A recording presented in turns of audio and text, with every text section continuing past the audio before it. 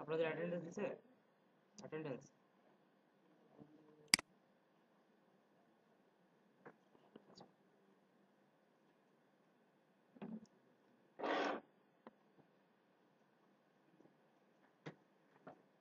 শুরু করে আমার সাথে অনেকের হয়তো পরিচয় নেই, কয়েকজনের পরিচয় আছে, আগের ব্যাচের কিছু স্টুডেন্ট প্লাস আমাদের বড় ভাইরা আর সাথে পেয়ে পেয়ে মানে চিনছেন তো, মানে আমাদের ইকরাম স্যারের শালা।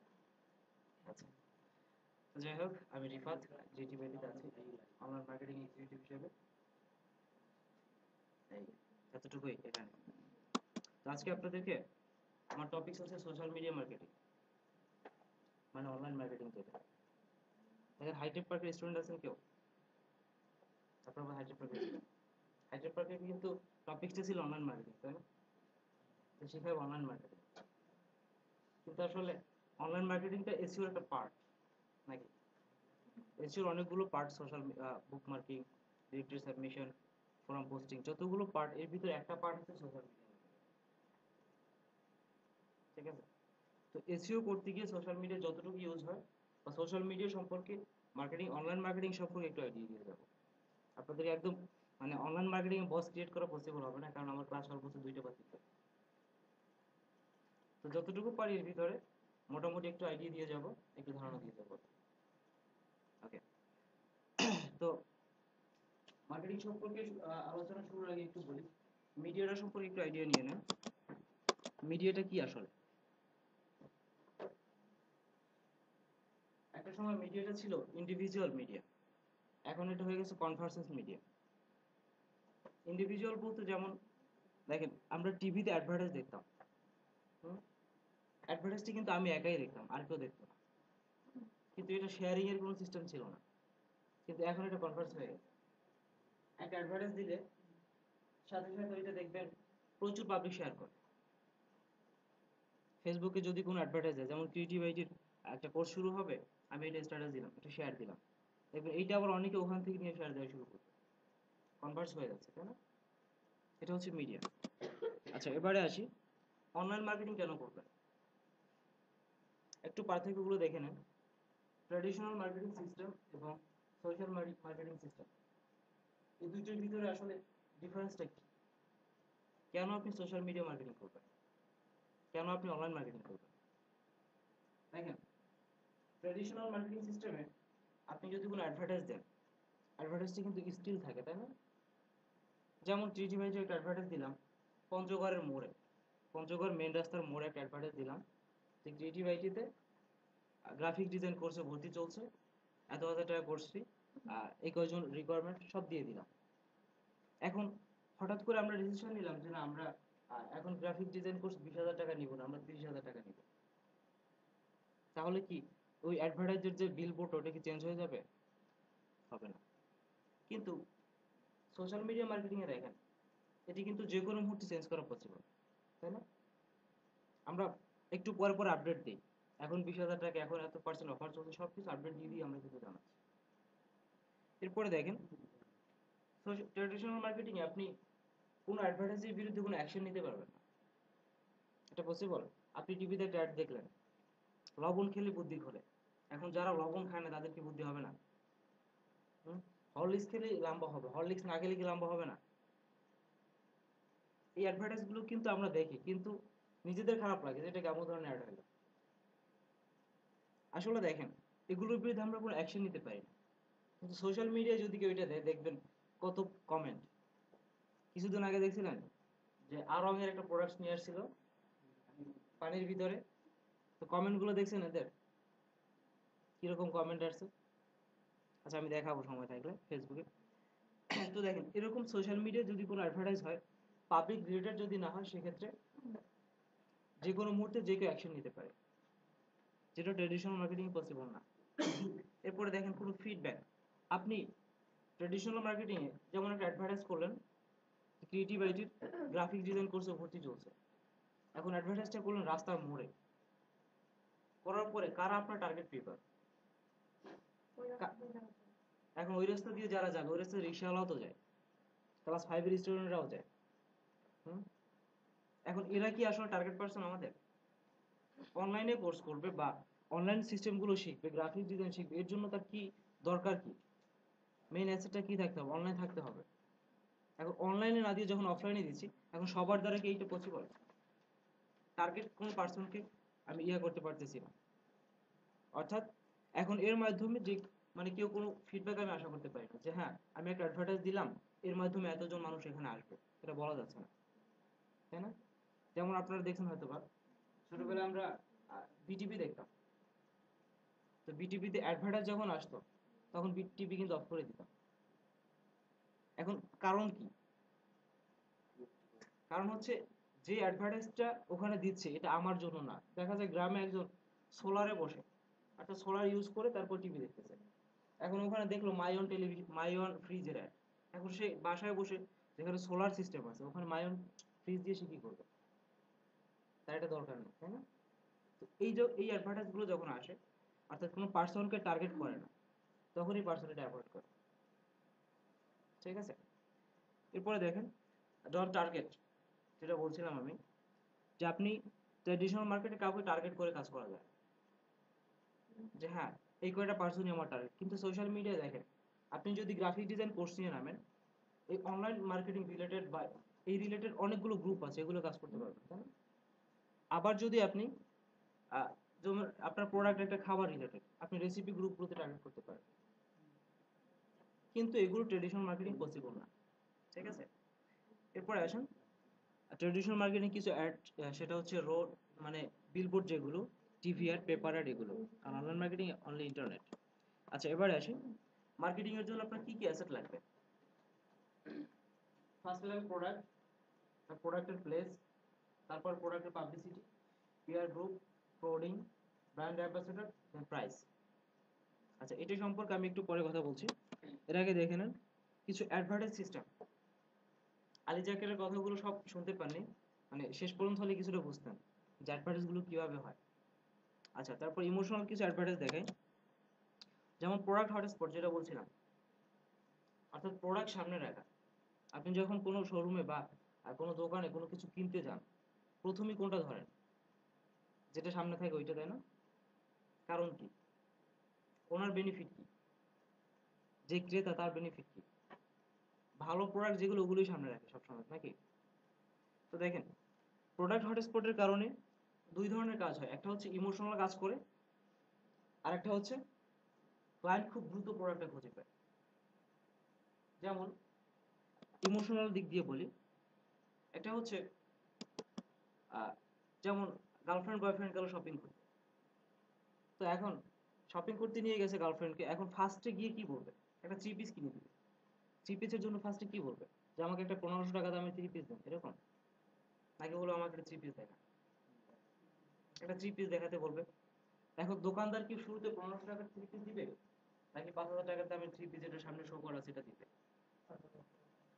এটাই দিবে। এরপরে যখন দেখবেন না আপনার যে রেট বা আপনার যে প্রাইস এটার সাথে ম্যাচিং হচ্ছে না, আপনি যাচ্ছেন 2000 বা 2500 টাকার ভিতরে, তো তখন দোকানদারকে আপনি কি বলবেন? বা এছাড়া অন্য কিছু নাই, তখন তো বলতে পারবেন না যে কম প্রাইস দেখা। অন্য কিছু বললে দোকানদার বুঝবে যে আপনি কোনটা যাচ্ছেন। তো তখন অন্য কিছু যাই দেখাবে, তো 5000 টাকার যেটা দেখাচ্ছিল ওটার সাথে ওইটা ম্যাচিং হবে কখনো? কখনো হবে না। আপনি বলবেন যে এটা কালার ভালো, তখন ওইটা উঠে দেখাবে যে দেখো এটা কালার আরো ভালো। বলবেন এটা সুতোটা ভালো, তখন ওটা বলবে এটা সুতো আরো ভালো। অর্থাৎ প্রত্যেকটা এটার থেকে অনেক ভালো হবে। তার মানে ইমোশনাল জিনিসগুলো কাজ করতেছে এখানে। আপনি চিন্তা করবেন আমি যদি এখন কিনে না দেই, বাসায় গিয়ে আমাকে ব্লক করে দিবে, তারপর ফোন অফ করে রাখবে, দেন কাজ শেষ। এই জন্য সবসময়, এই জন্য এরপরে আবার দেখবেন বসুন্ধরা সিটিতে দেখবেন মা এবং বাচ্চা নামতেছে, তো মা নামতেছে নিচে, বাচ্চা পিছন দিয়ে টানতেছে, কারণ একটা ডল দেখছে, ডলটা তার নিতে হবে। এখন মা না নিয়েও পারে না, নিতেই হবে তার জন্য। তো এই ইমোশনাল জিনিসগুলো কাজ করে। সব থেকে বেশি কাজ করে যেটা, সেটা হচ্ছে যারা লেকে হাঁটাহাঁটি করেন তারা দেখবেন যে গার্লফ্রেন্ড বয়ফ্রেন্ড যখন বসে থাকে তখনই ভিখারি গিয়ে বলে যে 2টা টাকা দেয়, তাই না? হ্যাঁ, এটা খুব বেশি করে। কারণ হচ্ছে তখন চিন্তা করে গার্লফ্রেন্ড যদি না দেয়, মানে বয়ফ্রেন্ড যদি না দেয়, তখন বলবে তুমি 2টা টাকা দিতে পারলো না। আবার যদি একটু ধাবর দেয় তখন বলবে যে তুমি এই এতটুকু বাচ্চাটাকে ধাবর দিলা। মানে সব দিক মিলে 2টা টাকা তাকে দিতেই হবে। আবার আপনি খাবেন কিছু, তখন দেখবেন পিছন থেকে গিয়ে বলবে স্যার 1টা টাকা দিন। ঠিক আছে, এগুলো ইমোশনাল অ্যাডভার্টাইজ। আচ্ছা, এরপরে আসেন অ্যাডভার্টাইজের 3টা টার্ম। একটা হচ্ছে প্যাথোস, ইথোস, লোগোস। আমি একটু ডিটেলস দেখাই। প্যাথোসটা হচ্ছে ইমোশনাল অ্যাড টাইপের, যেগুলো যেমন দেখেন ইউনিসেফের একটা অ্যাড দেখেন। তো এই অ্যাডটা দেখেন, এটা কিভাবে করছে, জাস্ট ডোন্ট ডু ইট। একটা যেভাবে সাজাচ্ছে একটা মানুষের ব্রেন হিট করবে এটা। ঠিক আছে, আপনি অনলাইন মার্কেটিং করেন, যেটাই করতে যান, আপনার এই জিনিসগুলো কাজে লাগবে মাস্ট। কাস্টমারকে টার্গেট করার জন্য এই জিনিসগুলো কাজে লাগবেই আপনাকে। দেখেন সরাসরি কাস্টমারকে হিট করতেছে, জাস্ট ডোন্ট ডু ইট। দেখেন একটি ইমোশনাল অ্যাড কিভাবে পিকচারটা ক্রিয়েট করছে। এরপরে আবার দেখেন একটা দেখেন স্টপ চাইল্ড লেবার। দেখেন এই জিনিসগুলো, এটা যখন একজন দেখবে, যখন এখানে দেওয়া থাকবে যে আপনি কি চাচ্ছেন এভাবে খাঁচায় বন্দি থাকতে, তখন আপনার মাথার ভিতরে এটা ক্যাচ করবে যে না, আসলে এভাবে যারা থাকে তাদের জন্য আমার কিছু করা উচিত, তাই না? তো অ্যাডভার্টাইজ গুলোর জন্য কিভাবে সাজাইছে এটা দেখেন। ঠিক আছে, এরপরে আবার দেখেন পজিটিভ, এগুলো ওগুলো নেগেটিভ। আবার পজিটিভের ভিতরে দেখেন কাস্টমার টার্গেট করতেছে তাদেরকে, হারিয়ে যাও, এমন একটা খোলা আকাশ দিয়েছে যেখানে হারিয়ে যাও, অর্থাৎ ফ্রেন্ডদের বা ইয়ং যারা আছে তাদের জন্য খুব এফেক্টিভ। চিন্তা করবে না খোলা আকাশের নিচে এক জায়গায় যেতে পারলে খুব ভালোই লাগে, তাই না? অর্থাৎ কাস্টমারকে টার্গেট করতেছে প্রত্যেক অ্যাডের মাধ্যমে। এরপরে দেখেন ইথোস অ্যাড, যেটা সেটা হচ্ছে কোনো ব্র্যান্ড পাবলিক দিয়ে অ্যাড ক্রিয়েট করা। যেমন দেখেন স্যান্ডালিনের অ্যাড দেখেন জয়া আহসান, তাই না? এরকম করে আবার দেখবেন পেপসির অ্যাড দেয় সাকিব আল হাসান। এখন প্রত্যেকটার সাথে প্রত্যেকটা রিলেটেড, তাই না? দেখেন এখানে এখন সাকিব আল হাসান যখন অ্যাডটা দিচ্ছে, তখন সাকিব আল হাসানের যারা ফ্যান তারা কিন্তু এটা চয়েস করবে। যেমন আপনি টিভি দেখতেছেন, হঠাৎ করে টিভির ভিতরে সাকিব আল হাসান হঠাৎ করে এসেই বললো যে এই মুহূর্তে যাদের চুলো ওপেন আছে তারা দ্রুত চুলোটাকে অফ করে ফেলে। আপনি যদি সাকিব আল হাসানের ফ্যান হয়ে থাকেন, অন্তত একবার হলো কিচেনে ঢুকে দেখবেন যে আসলে চুলোটা অন আছে কিনা। এটার কারণ কি? অর্থাৎ ইথোস জিনিসটা কাজ করতেছে যে পার্সন যেহেতু বলছে আমার ফেভারিট পার্সন যেটা বলছে একটু ট্রাই করে দেখি, তাই না? আচ্ছা, এরপরে আছে লোগোস অ্যাড। দেখেন এটার ভিতরে, লোগোর ভিতরে দেখবেন বা ডায়লগের ভিতরে দেখবেন একটা দেওয়া আছে ফুল ফ্লাইওভার নির্মাণের শীর্ষ অংশীদার 7 রিং সিমেন্ট, দেখতে পাচ্ছেন? এটা হচ্ছে একটা ডায়লগ। তো এই ডায়লগটার কারণে পার্সনকে কিভাবে টার্গেট করতেছে। আবার আরেকটা দেখেন বইয়ের টেস্টে সাফল্য। তো যখন প্রোডাক্টের গুণগুলো বলতেছে লোগোর মাধ্যমে, ইমেজের মাধ্যমে, যখন প্রোডাক্টের গুণটা বলতেছে, তখন সাথে সাথে ক্লায়েন্টের মাথায় হিট করবে। ঠিক আছে, এরপর আবার আছে শাহ সিমেন্ট। এরকম করে প্রচুর অ্যাড আছে। এরপর আরেকটা আছে একদম প্রজন্ম থেকে প্রজন্ম, রকজি পেন্টস। ঠিক আছে, এই লোগোর মাধ্যমে এরা কিন্তু মার্কেটিংটা করে যাচ্ছে। ঠিক আছে, আচ্ছা, এবার আসি সোশ্যাল মিডিয়া মার্কেটিং। এতটুকু তো বুঝছেন নাকি? মোটামুটি ফিল্ড মার্কেটিং সম্পর্কে একটু আইডিয়া দিয়ে গেলাম, যতটুকু কাজে লাগবে আর কি সোশ্যাল মিডিয়া। আচ্ছা, এরপর আসুন social media marketing. Social media marketing কি আমি শুরুতে একটু বলছিলাম, আবার একটু আইডিয়া দিয়ে নেই। আচ্ছা, তো সোশ্যাল মিডিয়া মার্কেটিং এটা হচ্ছে অনলাইন বেসড মার্কেটিং, যেটা অনলাইনের ভিতরে শুধুমাত্র সোশ্যাল মিডিয়া না, যেমন ব্লগের ভিতর মার্কেটিং হয়, তাই না? আবার আছে অনেকগুলো প্ল্যাটফর্ম, আবার ব্লগ কমেন্ট, এগুলো কিন্তু এক ধরনের মার্কেটিং, ফোরাম পোস্ট মার্কেটিং, তাই না? এর ভিতরে একটা আছে social media marketing, Facebook, others, এগুলো যতগুলো বলেন। তো দেখেন স্ট্র্যাটেজিটা একটু দেখে নেন। মার্কেটিং এর জন্য ফার্স্টে লিসনিং, প্ল্যানিং, মেজারিং, আমি সবগুলো একটু পরে ব্যাখ্যা করতেছি স্লাইড সহ। এরপরে দেখেন সাকসেসের জন্য 4টা স্টেপ। সোশ্যাল মিডিয়া আপনি কিভাবে সাকসেস হবেন? আপনাকে ফার্স্টে ইন্টারেস্টেড পিপল ক্রিয়েট করতে হবে, ইন্টারেস্টেড কমিউনিটি ক্রিয়েট করতে হবে, প্রোডাক্ট রিলেটেড কমিউনিটি ক্রিয়েট করতে হবে, ঠিক আছে? Deliver quality content. এখন সোশ্যাল মিডিয়া বা অনলাইন মার্কেটিং এর ক্ষেত্রে সব থেকে বেশি হিট করে কন্টেন্ট। যারা ভালো কন্টেন্ট লিখতে পারে তাদের দেখবেন হিউজ পরিমাণ প্রোডাক্ট সেল হয়। অ্যাফিলিয়েশন করেন কেউ আছেন এখানে? আপনারা তো করেন কোথায়? আইডিয়া আছে? আচ্ছা, এরা জানবে যে অ্যাফিলিয়েশনের জন্য সব থেকে বেশি দরকার যেটা আর্টিকেল, তাই না? আর্টিকেল বেস যারা কাজ করে সব থেকে বেশি ভিজিটর পায়, তারা সব থেকে বেশি সেল হয় তাদের, ঠিক আছে? তো এরকম কোয়ালিটি কন্টেন্ট লিখতে হবে। এরপর হচ্ছে ক্যাপচার ইনফরমেশন, যেটাকে আমরা বলি ইনফোগ্রাফি, যেটা আমি এতক্ষণ দেখাচ্ছিলাম। ইনফোগ্রাফিটা আপনাকে ক্রিয়েট করতে হবে, তারপর স্টে ইন টাচ।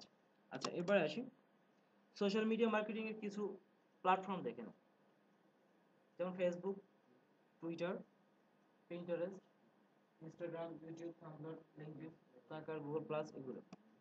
আচ্ছা, এক একটা প্ল্যাটফর্ম আমি এটাকে 7টা ভাগে ভাগ করে নিয়েছি। একটা হচ্ছে সোশ্যাল নেটওয়ার্ক, যেটা দিয়ে শেয়ারিং হয়, অর্থাৎ কমিউনিকেশন, যেটা তথ্য আদান প্রদান। আরেকটা হচ্ছে সোশ্যাল স্ট্রিম, অর্থাৎ ভিডিওর মাধ্যমে যে সমস্ত মার্কেটিং গুলো হয়, ইউটিউব, ভিমিও, ফ্লিকার, আইটিউনস, এগুলো। তারপর social search, Google text search, product search, Yahoo, being, এগুলো। তারপরে social knowledge, Wikipedia answer, Yahoo, তারপরে আর্টিকেল সাইট, জেনেসিস ব্লগ, যেগুলোই বলেন। তারপর সোশ্যাল ব্লগিং, এটার ভিতরে জেনেসিস ব্লগ, কোম্পানি ব্লগ বা যে কোনো কোম্পানি ফর্ম। এরপরে আসুন social customer service. Social customer service এখন এটা সব ধরনের সোশ্যাল মিডিয়া দিয়ে পসিবল। এরপরে সোশ্যাল বুক মার্কিং, যেটা রেডিট, ডিগ, এগুলো। আচ্ছা, এরপর আসুন সোশ্যাল মিডিয়া মার্কেটিং। ফেসবুকে মার্কেটিং করতে গেলে আপনার কি কি জিনিস লাগবে, কি কি জিনিসের মাধ্যমে আপনি ফেসবুক মার্কেটিং করতে পারবেন? ফার্স্টে ইউর প্রোফাইল। এখানে ফেসবুক তো সবাই আছে নাকি? আচ্ছা, নেই? ফেসবুক প্রোফাইল নেই? আচ্ছা, আপনার আইডিটা কি যেন ভুলে গেছি। হৃদয়। আচ্ছা, দেখেন, বিল্ড ইউর নেটওয়ার্ক। আপনার একটা কমিউনিটি ক্রিয়েট করতে হবে, একটা নেটওয়ার্ক ক্রিয়েট করতে হবে। তারপর পোস্ট রেগুলারলি, রেগুলার পোস্ট করতে হবে, বি অ্যাক্টিভ। তারপর arrange your page, start a group and share your post, ঠিক আছে? তো দেখেন, এভাবে করে আপনি আপনার মার্কেটিং এর জন্য ফেসবুকটাকে আগে স্টার্ট করে নেবেন। ওকে, আচ্ছা, এরপরে দেখেন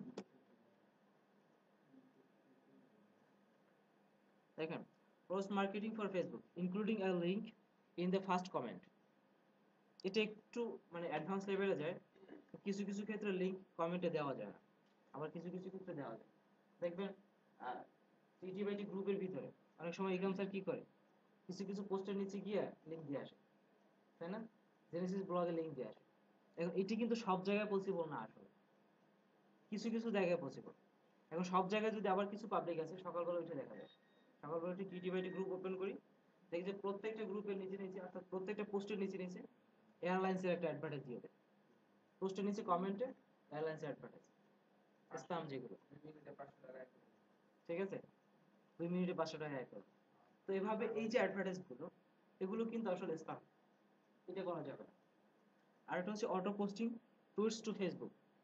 আপনারা এখানে হটসুইট ইউজ করেন কেউ? আপনারা ইউজ করেন কোথায় হটসুইটটা? অনেকে জানে না। এটা হচ্ছে একসাথে সোশ্যাল মিডিয়াগুলোতে একটা পোস্ট দিবেন, সবগুলো শেয়ারিং হয়ে যাবে, ঠিক আছে? এই জন্য একই পোস্ট টুইটার, ফেসবুক, লিঙ্কডইন সবগুলোতে যদি চলে যায়, তাহলে আপনার একসাথে চলে যাওয়ার কারণে আপনার দেখবেন আলাদা আলাদা ভাবে কোনটা শেয়ারিং দিতে হবে না। গ্রুপগুলোতে চলে যাবে না, আপনার যেমন টুইটারে চলে যাবে, হ্যাঁ, এক পার্সোনাল ওয়ালে চলে যাবে, এবং শুধুমাত্র পার্সোনাল ওয়ালে, টুইটার ওয়ালে চলে যাবে, তারপর ফেসবুক ওয়ালে চলে যাবে, গুগল প্লাস ওয়ালে চলে যাবে, এরকম, ঠিক আছে? আচ্ছা, এরপর ট্যাগিং। হ্যাঁ, হ্যাঁ, আচ্ছা, আজকে দেখাবো না, আমি নেক্সট ক্লাসে এগুলো দেখাবো। আচ্ছা, এরপর ট্যাগ দেখেন, ফটো ট্যাগ করা, যেটা এটা আমরা সবাই ট্যাগ করি, কিন্তু প্রবলেম হচ্ছে পার্সোনাল ফটো দিয়ে তারপর সেটাও ট্যাগ করে দিই, তাই না? এটা সব থেকে খারাপ একটা জিনিস। আমার পার্সোনাল একটা ছবি আমি একজনকে ট্যাগ করে দিলাম, বা একজনকে নিয়ে মিষ্টি খেতে গেলাম একটা দোকানে, যে ছিল তাকেও ট্যাগ করলাম, যারা ছিল না তারা জানে না তাদেরকেও ট্যাগ করে দিলাম। লাভটা হলো গণহারে ট্যাগ, একসাথে 60 জন 70 জন মানে 50 জন 30 জন 40 জন ট্যাগ করে দেয়, তাই না? এগুলো করবে না কখনো। সবসময় ব্র্যান্ড মানে ব্র্যান্ডের প্রোডাক্টগুলো ট্যাগ করার চেষ্টা করবেন বেশি বেশি, ঠিক আছে? প্রোডাক্টগুলো হাইলাইটস করবেন বেশি বেশি, এঙ্গেজমেন্ট ইয়ে করবেন বেশি বেশি, তারপর হ্যাশট্যাগ, যেটা হ্যাশট্যাগটা ইউজ করবেন বেশি বেশি। প্রোডাক্টের ক্ষেত্রে সবসময় হ্যাশট্যাগটা বেশি ব্যবহার করবেন, ঠিক আছে? আচ্ছা, এঙ্গেজমেন্ট পেজ যেটা বলছিলাম একদম উপর থেকে দেখেন। আচ্ছা, এটা আগে একবার বলছিলাম, যেটা সোশ্যাল নেটওয়ার্ক, যেটা পার্সোনাল কমিউনিটি, যেটা অর্থাৎ মানুষের এঙ্গেজিংটা বাড়ানো আপনার সাথে, এটা। এখন অনেকেই আছেন যারা মানে ফেসবুকে, আহ, আমার একজন ফ্রেন্ড আছে, ফ্রেন্ড বলতে টেকটিউন্স থেকে পরিচয়, উনি হচ্ছে কেউ রিকোয়েস্ট অ্যাকসেপ্ট করে না, কারণ কি ফলোয়ার বানাইতে পারবে না। এখন এরকম এঙ্গেজিংটা আসলে এঙ্গেজিং না, ঠিক আছে? তো সবাইকে উনি ওয়েটিং এ রেখে দেয়, ভালো ভালো পার্সন যারা রিকোয়েস্ট করে সব ওয়েটিং এ, সব ফলোয়ার না, খুব প্রাউড যে হ্যাঁ এ আমার ফলোয়ার, ঠিক আছে? তো এরকম এঙ্গেজিং না আসলে, দেখে দেখে সবাইকে অ্যাড করাটা এবং সবার ভিতরে একটা কমিউনিটি ক্রিয়েট করে, এটা এঙ্গেজিং। কেন মানুষ আপনার কাছে আসবে, ঠিক আছে? হ্যাশট্যাগ দিলে সার্চ ইঞ্জিন অনেক কাজ করে, এটা সম্পর্কে আমার থেকে বেশি আসিফ আনোয়ার ভাই একটা ক্লাস নিবে আপনাদের, উনি বেশি ভালো বলবে, কারণ হ্যাশট্যাগ সম্পর্কে আমি যতটুকু জানি তার থেকে সে বেশি জানে, এর জন্য আমি হ্যাশট্যাগটাকে যতটুকু আপনাদের এখন দরকার এতটুকু করে দিলাম, ঠিক আছে? আচ্ছা, এরপর আসেন কমিউনিকেশন, কিছু ম্যাজিক নিয়ে কথা বলবো, যেটা মার্কেটিং এর জন্য সব থেকে মানে বেশি দরকার। কিছুদিন আগে হুমায়ুন আহমেদের একটা পোস্ট দেখছিলাম, কি জানো, মানে যারা কি যেন একটা পোস্ট দিয়েছিল উনি, আসলে ওনার কিনা সত্যি জানি না, মানে ইমেজ ক্রিয়েট করে ওনার নামে চালাই দিচ্ছে। মার্কেটিং এর ক্ষেত্রে কমিউনিকেশনটা গুরুত্বপূর্ণ এই জন্য যে একজন মার্কেটার তার আচরণ যদি রূঢ় হয়, তার কাছে মানুষ আসবে না কখনো। তার কমিউনিকেশন ম্যাজিকটা এরকম থাকতে হবে, স্কিলটা এরকম থাকতে হবে, যাতে একজন মানুষ একবার আসলে বারবার আসতে আসতে চায়, ঠিক আছে? যেমন দেখবেন আমাদের কোম্পানির, আমরা যখন প্রোডাক্ট মার্কেটিং করি বা যে কোনো সার্ভিস ক্যাম্পেইন করি, তো তখন দেখবেন প্রচুর মানুষ বিভিন্ন ধরনের কমেন্ট। কিছুদিন আগে এরা ভালো জানে আপনাদের থেকে হয়তো, তো ওডেস বাংলাদেশ গ্রুপ বা বিভিন্ন গ্রুপে দেখেন আমাদের সম্পর্কে কত লেখালেখি, কিন্তু আমরা কিন্তু কখনো অ্যাগ্রেসিভ হইনি, প্রত্যেকটা সুন্দরভাবে সাজানো অ্যান্সার দিচ্ছি, এটাই কিন্তু দরকার। আপনি অ্যাগ্রেসিভ হবেন, আরেকজন অ্যাগ্রেসিভ হয়ে যাবে, তো এইরকম অ্যাগ্রেসিভ যখন হয়ে যাবে, সবাই অ্যাগ্রেসিভ মুড হয়ে গেল, তখন এমনিতে দেখে মারামারি শুরু হয়ে যায়। তো এই জন্য মার্কেটিং এর ক্ষেত্রে কখনো অ্যাগ্রেসিভ মুড থাকা যাবে না। হ্যাঁ, আপনি পার্সোনালি যাই থাকেন, কিন্তু মার্কেটিং যখন করবেন, কোম্পানি, যদি আপনি অ্যাগ্রেসিভ থাকেন আপনার কোম্পানি ডুবে যাবে, আপনার কারণে। যেমন আমি মার্কেটিং করি, আমার সম্পর্কে একজন বাজে মন্তব্য করলো, লিখলো, আমিও যদি তার সম্পর্কে একটা লিখে দিই, তাহলে এটা অবশ্যই আমি অ্যাগ্রেসিভ করবো।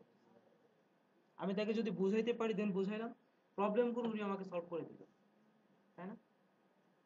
তো দেখেন কমিউনিকেশনের ক্ষেত্রে সব থেকে যেটা, সেটা হচ্ছে নাম। আপনি একজনের সাথে কথা বলতে যাবেন একটা প্রোডাক্ট নিয়ে, একজনের সাথে চ্যাটিং করতেছেন একটা প্রোডাক্ট নিয়ে, এখন আপনি তার নাম জানেন না, যেমন নাম মিস্টার হাসান, আপনি বললেন মিস্টার হোসেন, একটা মানুষের সব থেকে বেশি খারাপ লাগে একটা নাম যদি ব্যঙ্গ করে ডাকে, তাইলে জানেন, কারণ ছোটবেলা আমরা মানে সব থেকে বেশি ঝগড়া লাগতো যে জিনিসটা নিয়ে, সেটা হচ্ছে একজনের নাম আরেকজনের ব্যঙ্গ করে ডাকে। এমনিতে দুষ্টামি যাই করতাম কোনো সমস্যা ছিল না, একজনের জিনিস আরেকজন নিয়ে যেতে কোনো অসুবিধা নেই, কিন্তু নামটা যখন ব্যঙ্গ করতো তখনই মাথায় হিট। এই জন্য নামটা কখনো মানে ভুলভাবে উচ্চারণ করা যাবে না। নাম হাসান, আপনি হাসান উচ্চারণ করতে হবে। আপনি যদি হোসেন বলেন, তাহলে তার মাথার ভিতরে কাজ করবে যে আমার নামটা ঠিক মতো বলতে পারতেছে না, সে আমাকে কি শেখাবে বা কি প্রোডাক্ট সম্পর্কে বলবে। এই জন্য আপনি ফার্স্ট একবার জিজ্ঞেস করেন, আপনি বুঝতে পারতেছেন, আপনি আবার জিজ্ঞেস করেন, আবার বুঝতে পারতেছেন, আবার জিজ্ঞেস করেন, তৃতীয়বার যখন বুঝতে পারবেন আপনি ভিজিটিং কার্ডটা নেন, তাই না? তারপরে দেখে বলেন, তারপর সঠিক নামটা উচ্চারণ করবেন। এরপর আপনি যখন প্রোডাক্ট নিয়ে যাবেন, আরেকটা কমিউনিকেশন, সেটা হচ্ছে নাও প্রোডাক্টটা নিবে কখন আপনার থেকে, যেমন আমি এটা অ্যাডভার্টাইজ করতে আসলাম টিটি বাই টু এমডির কাছে, চেয়ারম্যানের কাছে আসলাম এই প্রোডাক্টটা নিয়ে, আমার ওনার কমিউনিকেশন স্টার্ট হলো। তো ফার্স্টে কি করব, সবকিছু বোঝাইলাম কম্পিউটার সম্পর্কে। এখন এই প্রোডাক্টটা সে কখন নিবে, এই রিমোটটা সে কখন কিনবে আমার থেকে, এখন কিনবে নাকি 6 মাস পরে কিনবে, আপনি কোনটা অফার করবেন? আমাদের কোর্সগুলো যখন আমরা প্রোভাইড করি তখন কি বলি, আপনারা যারা খেয়াল করছেন তারা দেখেন, হুম, আর বেশি সিট নেই, তারপর আছে কি 50% অফার, অফার চলতেছে 2000 টাকা লেস। তো দেখেন, প্রোডাক্ট যখন ক্যাম্পেইন করবেন অবশ্যই আপনাকে প্রোডাক্টের যে কোনো একটা অফার থাকতে হবে। আবার দেখেন, আপনারা এদিকে যারা যান এলিফ্যান্ট রোড দিয়ে কিছুদিন, এখন নেই হয়তো, কিছুদিন আগে ছিল যে ফার্নিচার পরিবর্তন উপলক্ষে শাইনপুকুরে মুন্নু সিরামিক্সে 50% অফার চলছে, দেখছেন? ফার্নিচার পরিবর্তন উপলক্ষে অফার দিচ্ছে। তো এরকম করে যে কোনো ইভেন্ট যেটা ক্রিয়েট করে প্রত্যেকটার আপনার একটা অফার দিতে হবে। প্রোডাক্টটা সে কখন নিবে, যদি এখন না তাহলে অফার পাবে, এখন না নিলে পাবে। বাটা শোরুমে দেখেন মাঝে মাঝে থাকে যে এখনই কিনুন 60% অফার, 80% অফার, কিন্তু এরপরে যাবেন আর অফার পাবেন, ঠিক আছে? এরপরে আরেকটা হচ্ছে ইমাজিন, অকল্পনীয় কিছু ব্যাপার, মানে আমি আগে 20% দাম বাড়ায় দিব, ঠিক আছে, কারণ দাম বাড়ায় বলতে 20% অফার, রাইট? আচ্ছা, এটা যদি আপনার কোম্পানি থেকে দেখে যে না প্রোডাক্টের দাম আপনার যে কয় টাকা, এটা তো কোম্পানির উপর টোটালি ডিপেন্ড। যেমন এই রিমোটটার দাম কোম্পানি থেকে আমার আছে 800 টাকা, এখন যদি বলেন আমার 800 টাকায় সেল করতে হবে তাহলে অফার দিব, তাহলে আমার প্রোডাক্ট অবশ্যই 1000 টাকা করতে হবে, তারপর ওখান থেকে অফার দিয়ে তার 500 টাকা নিয়ে আসতে হবে। অফার যারা দেয় তারা বেশিরভাগ এই কাজটাই করে, স্বাভাবিক তাই না? দেখবেন বিভিন্ন হোটেলগুলো অফার দেয়, যখন কক্সবাজার বা চিটাগাং সিলেটে যাই হোটেলগুলো অফার দেখে যাই, ওখানে গিয়ে আগে থাকতাম 3000 টাকা, এখন যাই দিই 4500 টাকা ভাড়া, ওখান থেকে অফার দিয়ে 2800 টাকা নিয়ে আসছে, অফারটা আসলো কি? ঠিক আছে, আমি গেলাম এটা অফার। তো দেখেন, এটা আপনার কোম্পানির ব্যাপার, যদি অফারটা এরকম দেয় তো দিতে পারেন, আর যদি না দেয় তাহলে ওই 800 টাকা থেকে যদি লেস করে তাহলে ওটাও করতে পারেন, ঠিক আছে? এরপর আসুন কিছু ইমাজিন ব্যাপার, যেমন আমাদের এখান থেকে ওয়েব ডেভেলপমেন্ট সার্ভিস নেবেন, কেন নেবেন, কি পাবেন এখান থেকে সার্ভিস? ফিউচারে যখন কোনো প্রবলেম হবে, সাইট হ্যাং হয়ে যাবে, আমরা হেল্প করবো, এটা বলি না? আবার কি বলি, আপনার হঠাৎ করে কোনো ইমেজ চেঞ্জ করবেন, আমরা করে দেবো। অর্থাৎ ফিউচারে উনি এইটা থেকে কি কি করতে পারবে, কি কি প্রবলেম ফেস করবে এবং ওইটার সলিউশন কি কি আমরা দিতে পারবো, এটা যখন তাকে শো করবো তখন সে প্রোডাক্ট আমার থেকে নিতে রাজি হবে, ঠিক আছে? এরপর আসুন আরেকটা, একদম নিচেরটা, সেটা হচ্ছে বিকজ, সে আপনার থেকে প্রোডাক্ট নিবে কিন্তু কেন নিবে, এই রিমোটটা আমার থেকে কিনবে সে কেন কিনবে, রিমোটের ভিতর কি আছে, আমার টোটাল ফিচারটাকে আমার ভালোভাবে দিতে হবে। কন্টেন্ট রাইটিং যারা করে, এভাবে অ্যাফিলিয়েশন করে ভালো জানবে, অ্যাফিলিয়েশনের জন্য সব থেকে বেশি এখন যেটা কাজ করে প্রোডাক্ট ফিচার, আপনার প্রোডাক্টের ভালো ফিচার লিখতে হবে, ইমাজিন বিষয়গুলো ভালো লিখতে হবে, এগুলো যখন আর্টিকেল ইনভলভ করতে পারবেন তখনই দেখবেন আপনি প্রোডাক্ট সেল করতে ভালো সেল করতে পারবেন, আদারওয়াইজ পারবেন, তাই না? এই জন্য আপনাকে সবসময় কারণগুলোকে সুন্দরভাবে উল্লেখ করতে হবে ক্লায়েন্টের সামনে, ঠিক আছে? এরপর সর্বশেষ প্লিজ এবং থ্যাংক ইউ, যেটা আমাদের এখন পর্যন্ত হয় নাই, মানে চালু হয়নি পুরোটা, আস্তে আস্তে হয়ে যাবে। আচ্ছা, এরপর আসেন ডিমার্কেটিং নিয়ে কিছু কথা বলি। ডিমার্কেটিংটা হচ্ছে, যেমন আপনার সম্পর্কে একজন নেগেটিভ বলবে, কিন্তু ওই নেগেটিভটা একটা পর্যায়ে পজিটিভ হয়ে যাবে, আর এই মার্কেটিংটা সবথেকে গুরুত্বপূর্ণ। আচ্ছা, আমি একটু বোঝাচ্ছি, যেমন ধরুন জেনেসিস ব্লগ, জেনেসিস ব্লগ আমরা শুরু করছিলাম আজ থেকে কত 8 থেকে 9 মাস হলো। তো জেনেসিস ব্লগের বয়স যখন 27 দিন, আমাদের 27 দিন ব্লগের বয়স চলে, তো তখন আমাদের সম্পর্কে আমাদের কম্পিটিটর উনি একটা স্ট্যাটাস দিল, একটা পোস্ট দিল। তো পোস্টটা ছিল এরকম যে জেনেসিস ব্লগ এত ভালো একটা ব্লগ, খুব সুন্দর সুন্দর লেখা এখানে পড়ে, কিন্তু এই ব্লগের ভিতরে ঢুকে দেখলাম অনেক লেখাই কপি পেস্ট। এখন তার মানে কি আমাদের ডুবাই দিল না? তো দেখেন, এখন ট্যাগ করছে কাদের কাদের, বাংলাদেশে টপ ব্লগার যারা আছেন, টপ রাইটার যারা আছেন, টপ অর্থাৎ অনলাইন সেক্টরে যারা টপ পার্সন আছেন তাদেরকে সবাইকে ট্যাগ করে দিচ্ছে, 27 জনকে ট্যাগ করছে এটা লিখে। তার মানে ওনার টার্গেট হচ্ছে জেনেসিসকে উনি ঢুকাই দিবে। ওনার নিজের একটা ব্লগ আছে, ওইটাকে রান করবে, জেনেসিসটাকে ঢুকাই দিবে। তো এটা যখন করলো তখন সবাই কমেন্ট শুরু করলো, এটা কেমন ধরনের কাজ, আমিও পড়ি, এই সেই, সব কপি পেস্ট, কোথা থেকে কপি পেস্ট করে সব স্ক্রিনশট সব আসতেছে একটার পর একটা। তো দেখেন, মানে আমি ইকরাম স্যার আর আমাদের যারা ছিলাম আমাদের টিমে, আমরা তো পুরা দেখি যে অবস্থা খারাপ, সবাই কমেন্ট করতেছে, আমরা সবাই চুপ। আমরা এই পাশে গ্রুপ চ্যাটিং করতেছি কিভাবে কি করা যায়। তো তখন একজন কমেন্ট করলো যে আসলে এই পোস্টগুলো কোন জায়গায় আছে জেনেসিস ব্লগার, একটু দেখি। কারণ যারা ব্লগার তাদের একটু ক্রিয়েটিভিটি থাকে বেশি, তাই না? তো পোস্টগুলো কোন জায়গায় আছে একটু দেখা শুরু করলো। তো দেখতে দেখতে উনি গিয়ে দেখলো যে একদম শেষের পাতায় 4-5টা পোস্টগুলো কপি পেস্ট করা। এখন শেষের পাতায় পোস্ট কপি পেস্টের মানে কি?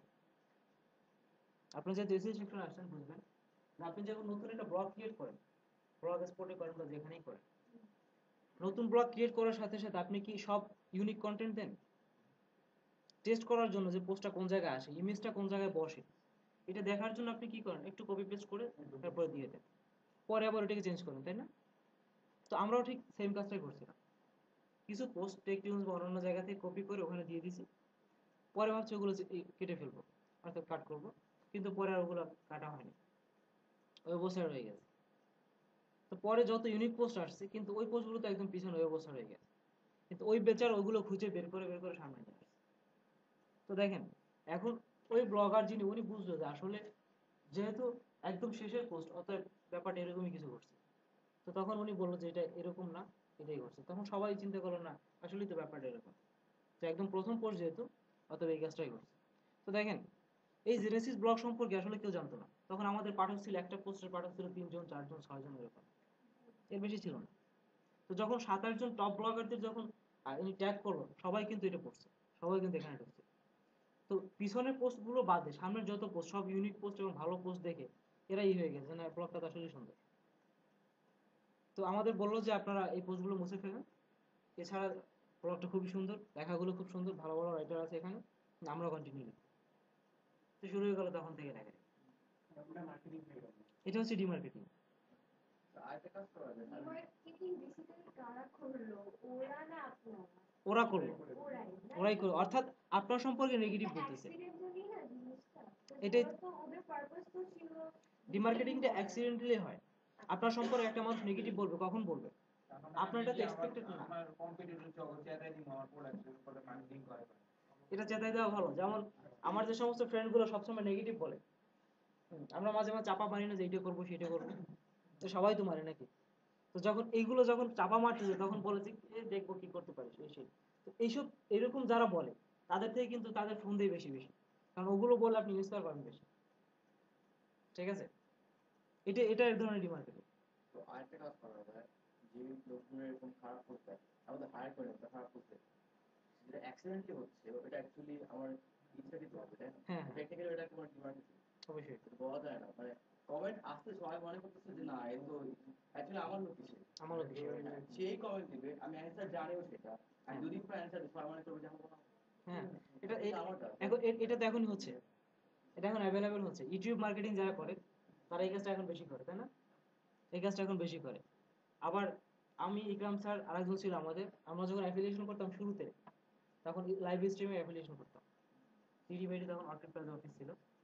তো তখন কি করতাম, 3 জন 3টে পিসিতে বসতাম, 3 কান্ট্রি আইপি দিয়ে 3টা পিসিতে পাশাপাশি বসে ইয়াহু আনসারে কাজ করতাম।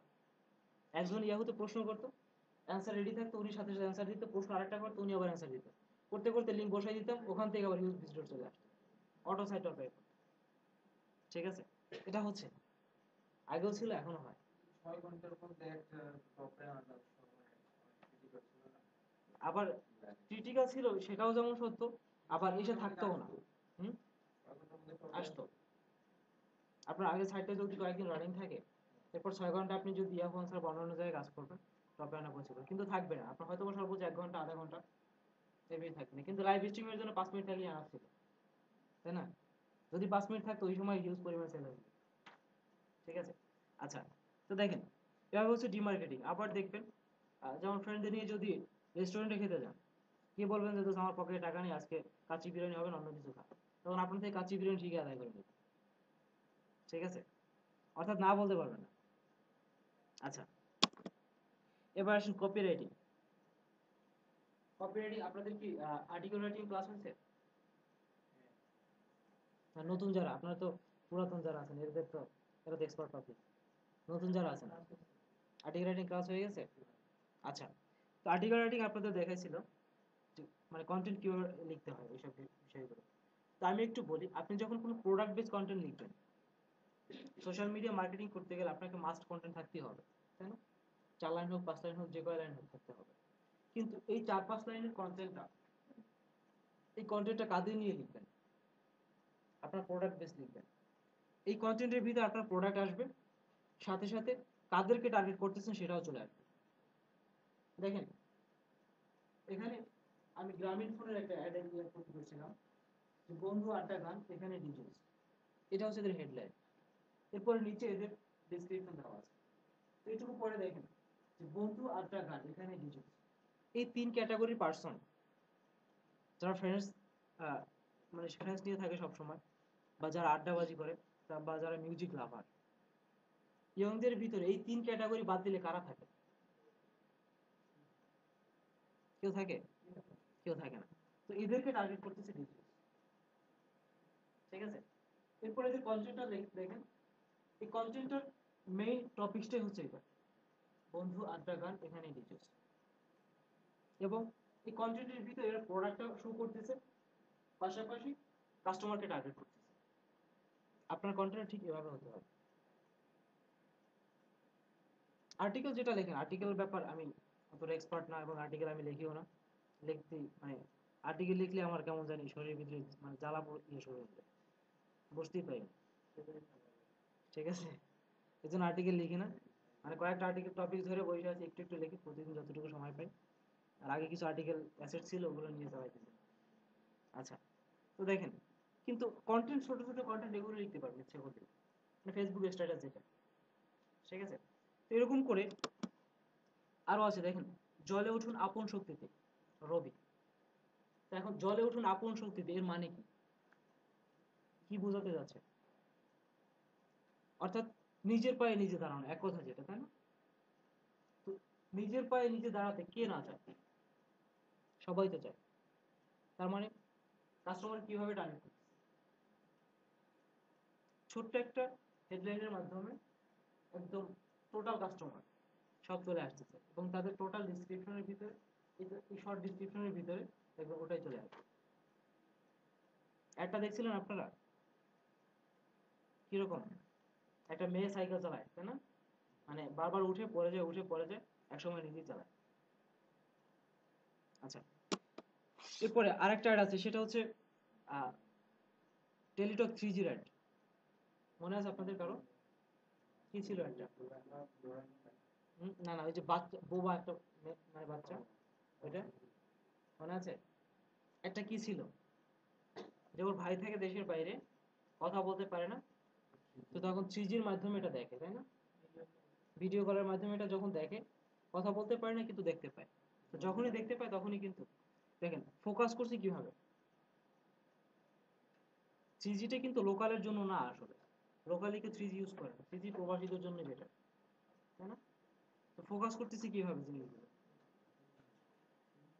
ঠিক আছে, আচ্ছা, এরপর আসুন পার্সোনাল ব্র্যান্ডিং। পার্সোনাল ব্র্যান্ডিং নিয়ে কিছু কথা বলি। পার্সোনাল ব্র্যান্ডিংটা কি আসলে, কি কাজে লাগে এটা? যেমন দেখেন যে ইয়া ভাইয়া, আমরা নামটা ভুলে গেছি। আচ্ছা, এ কিন্তু আমাদের ক্লাস মানে ক্লাস করছিলেন তাই না? এখানে ক্লাস করছিল এখানে। তো ক্লাস করার পরে এর অ্যাক্টিভিটি ভালো ছিল। তো অ্যাক্টিভিটি ভালো থাকার কারণে তখন কি করছে ইকরাম স্যার বা যারা অথরিটি যারা ছিল তারা চিন্তা করছেন এ ভালো কাজ করে, ভালো কাজ জানে, তাহলে একে দিয়ে আমরা ক্লাস নেব, তারপরে আপনাদের ক্লাস নেব, তাই না? তো দেখেন, এটাই কিন্তু তার ব্র্যান্ডিং এর কারণ হয়ে গেছে। তার অ্যাক্টিভিটিটা শো করছে, তার অ্যাক্টিভিটি শো করার মাধ্যমে কিন্তু সে কাজটা পেয়ে গেছে। ঠিক আছে, তো এভাবে করে এরপরে দেখেন মানে বেশি বাতাস লাগে নাকি? অফ করে দেন।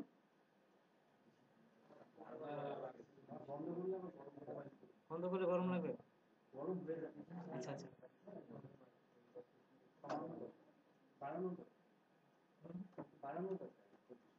আচ্ছা তাহলে এটা না কোনটা? আচ্ছা এটা বলে টেম্পারেচার বাড়াতে হবে। টেম্পারেচার বাড়াতে হবে। আচ্ছা এবারে দেখেন পার্সোনাল ব্র্যান্ডিংটা, যেমন দেখেন কিছু কিছু কোম্পানি টিকে থাকে শুধুমাত্র একজন মানুষের দ্বারা, এরকম অনেক কোম্পানি আছে বাংলাদেশে। আবার দেখবেন যে একটা কোম্পানি, নতুন একটা কোম্পানি, কিছু টাকা পয়সা আছে এমডির, ওইটা দিয়ে একটা কোম্পানি ক্রিয়েট করছে। ওই কোম্পানির দেখবেন চেয়ারম্যান বানায় দেয় কাকে? একজন এমপিকে, একজন মন্ত্রীকে, বা একজন বিশিষ্ট একজন পার্সনকে চেয়ারম্যান পদে দিয়ে দেবে, উপদেষ্টা পরিষদের সভাপতি দিয়ে দেবে। কিন্তু এই পার্সন কখনো ওই অফিসে আসে না, তাই না?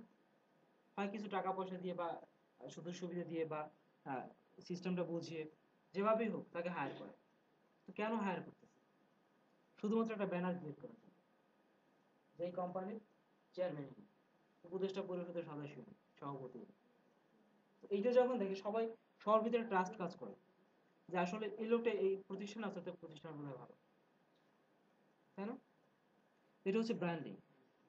যেমন দেখেন আমার ক্ষেত্রেই বলি, আমি কিন্তু এডুকেশন ব্যাকগ্রাউন্ড সম্পর্কে দুই ভাই জানে, আর কেউ বোধহয় জানে না। আমি লেখাপড়া কিন্তু আমার মাত্র শুরু, মানে অনার্স স্টার্ট করছি, এটা হচ্ছে ড্যাফোডিলে জার্নালিজম করতেছি। তো লেখাপড়া আমার সার্টিফিকেট যোগ্যতা শুধুমাত্র ইন্টার পাস, ঠিক আছে? তো ইন্টার পাস সার্টিফিকেট দিয়ে টিটি বাইটের মতো কোম্পানিতে অনলাইন মার্কেটিং এ কেন আমাকে নিল? আমি ছাড়া বাংলাদেশে আরো তো ভালো ভালো পার্সন আছে মার্কেটার, তাই না? অনেক আছে, এদেরকে নিল না কেন আমাকে নিল? আমাকে কি স্যালারি কম দেয়? সেটাও তো না। তো দেখেন আমার কাজটা ছিল কি, আমি এটা চিন্তা করতাম যে আমি যতটুকু জানি এটুকু সবাইকে জানাই। প্রোডাক্ট বেস কিভাবে মার্কেটিং করতে হয় এটাই সম্পর্কে লিখতাম। সার্ভিস বেস কিভাবে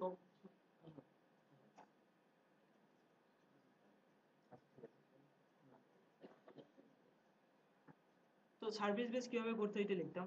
তো এরকম করে টুকটাক লেখালেখি করতাম একটা সময়। তো এরপরে হায়ার করলো আমাকে একটা কোম্পানি, একটা প্রোডাক্ট বেস কোম্পানি হায়ার করলো, ওখানে কিছুদিন কাজ করলাম। এরপর হায়ার করলো কম জগৎ থেকে, ওখানে কিছুদিন কাজ করলাম। এরপরে ক্রিয়েটিভ এজ। তো দেখেন আমার যোগ্যতাটা অত বেশি না, কিন্তু কিন্তু যতটুকু আছে ততটুকু একটু সবাইকে শো করলাম যে আসলে আমি একটু জানি। আমি মনে করি এখানে যারা আছেন সবার ভিতরে যে কোনো না কোনো ক্রিয়েটিভিটি আছে, মাস্ট। মানে এটা কেউ বলতে পারবে না যে এই মানুষের ভিতরে কোনো ক্রিয়েটিভিটি নেই বা কিছু জানে না। কেউ হয়তো বা ইংরেজি ভালো জানে, কেউ অঙ্ক ভালো জানে, তাই না? আবার কেউ আহ, যে কোনো বিষয়ে তার জ্ঞান ভালো। আবার এমন হতে পারে কেউ সামাজিক বিজ্ঞান ভালো জানে, কেউ বিজ্ঞানের একটা চ্যাপ্টার ভালো জানে, তাই না? হুম। মানে বলেন একটু, আমরা কবিতা শুনি। হ্যাঁ আচ্ছা ঠিক আছে, আমরা কবিতা শুনবো তার থেকে শেষে, ঠিক আছে? মনে করেন সবাই।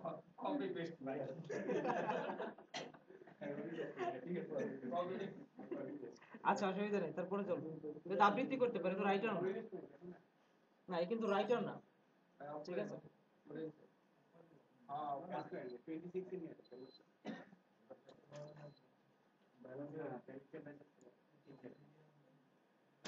এটা বাড়াই দেবে না।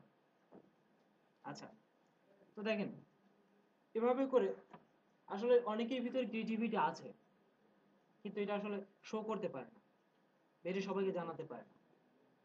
একটা কোম্পানিতে জব করতে গেলে বলে 2 বছর এক্সপিরিয়েন্স লাগবে। এখন সবাই 2 বছর এক্সপিরিয়েন্সটা আসবে কোথায়? যত ছোট কোম্পানি হোক সবাই বলে 2 বছর এক্সপিরিয়েন্স লাগবে, বলে না? তো এক্সপিরিয়েন্সটা নেবে কোথেকে? আসবে কোথেকে এক্সপিরিয়েন্সটা? ইন্টার্নি করবে। ইন্টার্নি যদি লেখাপড়া শেষ করে 2 বছর ইন্টার্নি করে, নিজের পকেট থেকে খায়, তারপরে তো লাভ আছে কোন? এক্সপিরিয়েন্স মধ্যে পড়ে না, তাহলে আর ইয়েটা মানে অপশনটা কোথায়? হ্যাঁ যোগ্যতা বলে, এক্সপিরিয়েন্স ধরে না, তাহলে আপনার ইয়েটা আসবে কোত্থেকে, এক্সপিরিয়েন্স আসবে কোত্থেকে? বানায় লেখা দেয়। হুম, বানাই লেখা দেয়। তো দেখেন এটা কিন্তু আসলে, আমি একটু উদাহরণ দিই পার্সোনাল ব্র্যান্ডিং কি কাজ করে। যেমন আপনাদের একটু বিরক্ত লাগবে তারপরে বলি যে চিটাগং এর একটা মেয়ে ছিল, মেয়েটা আপনার ফেসবুকে দেখবেন, জান্নাত নাম। তো ওই মেয়েটা হচ্ছে আহ ওই কি যেন পাবনা পলিটেকনিক থেকে বিএসসি কমপ্লিট করছে, কিন্তু এর ফ্যামিলি হচ্ছে খুব হুজুর টাইপের, অর্থাৎ চাকরি করতে দিবে না। মেয়েটা জানে অনেক কিছু, কিন্তু ফ্যামিলি থেকে কখনো একে চাকরি করতে দিবে না। কারণ চাকরি করতে গেলে পর্দা নষ্ট হবে, বাইরে শপিং করতে যাওয়া যাবে না, অনেক রেস্ট্রিকশন। তো এর সাথে আমার ফেসবুকে পরিচয়। তো বলো ভাই, হুম, না জান্নাতুল মামা, জান্নাত তুমি যে বলতো কাউকে কোডিং শিখে যে সেটা নাকি? না, কোডিং শিখি না, ওটা হচ্ছে computer science, computer science learner একটা গ্রুপ আছে ওটা। তো দেখবেন এই মেয়েটা, আমি বললাম তাহলে আপনি লেখালেখি শুরু করেন, যেহেতু বাসায় কম্পিউটার ইউজ করতে পারেন অন্তত, তাহলে লেখালেখি করেন। বলে ভাই আমি ছোটবেলা গরু রচনার পর থেকে আর কোনো লেখালেখি করিনি। তো বললাম তাহলে আর কি করার, আপনি মানে আপনার পাঠ্য বইতে যেটা আছে চ্যাপ্টার হয়, শুধুমাত্র চ্যাপ্টারটা হুবহু কপি করে দেন, আর কিছু করতে হবে না। এটাও কিন্তু একটা আর্টিকেল, তাই না? তো ও ঠিক সেম কাজটাই করা শুরু করলো। তো দুই তিনটা দেওয়ার পর থেকে ও বলতেছে ভাইয়া এরকম হুবহু দিয়ে মানুষ কি করে। বললাম তাহলে আপনি কি করতে চান? বলেন টোটালটা পড়ে একটা সামারি ক্রিয়েট করে ওটা দিয়ে দিই, এটা তো একটা আর্টিকেল। তো নিজের থেকে বুঝে গেল, তো নিজে আর্টিকেল লেখা শুরু করলো। তো আর্টিকেল লেখার পরে বললাম একটা গ্রুপ ক্রিয়েট করবেন, যারা এটার অ্যাডভান্স কিছু শিখতে চায় সবাইকে গ্রুপ অ্যাড করে নিবে। তো সবাইকে অ্যাড করতেছে, প্রচুর প্রশ্ন আসতেছে, এটা জানতেছে এটা জানতেছে, আর সবাইকে অ্যান্সার দিচ্ছে খুব সুন্দর। তো এরপরে আস্তে আস্তে গ্রুপে প্রায় 2300-র মতো, 350-র মতো মেম্বার হয়ে গেল। তো ভালো ফ্যানের, সবাইকে ভালো ভালো জিনিস দিচ্ছে, টিউটোরিয়াল দিচ্ছে। তো এরপর আমি বললাম ভাই আমার আউটপুট তো নেই, বরঞ্চ লস হচ্ছে প্রচুর, অনেক টাইম দিতে হয় এখানে। তো বললাম আউটপুট একটু ওয়েট করেন। এরপর কিছুদিন পরে বললাম যে আপনি তাহলে এখন টিউশনই করবেন অনলাইনের মাধ্যমে, অর্থাৎ এখন বলবেন যে আমি একটা ওয়ার্কশপ করবো, 500 টাকা করে ফি হবে। কম্পিউটার সায়েন্সের উপরে যে চ্যাপ্টারগুলো আছে, 5টা চ্যাপ্টার, প্রথম থেকে 5 চ্যাপ্টারের উপরে যত অঙ্ক আছে সবগুলো সমাধান করে দিবে, যতগুলো গাইডেন্স ওর যত টিউটোরিয়াল শিট সবগুলো দিয়ে দিবে, এবং সাথে সাথে ওই ইয়া করবে, অর্থাৎ ওয়ার্কশপটা করবে ওখানে।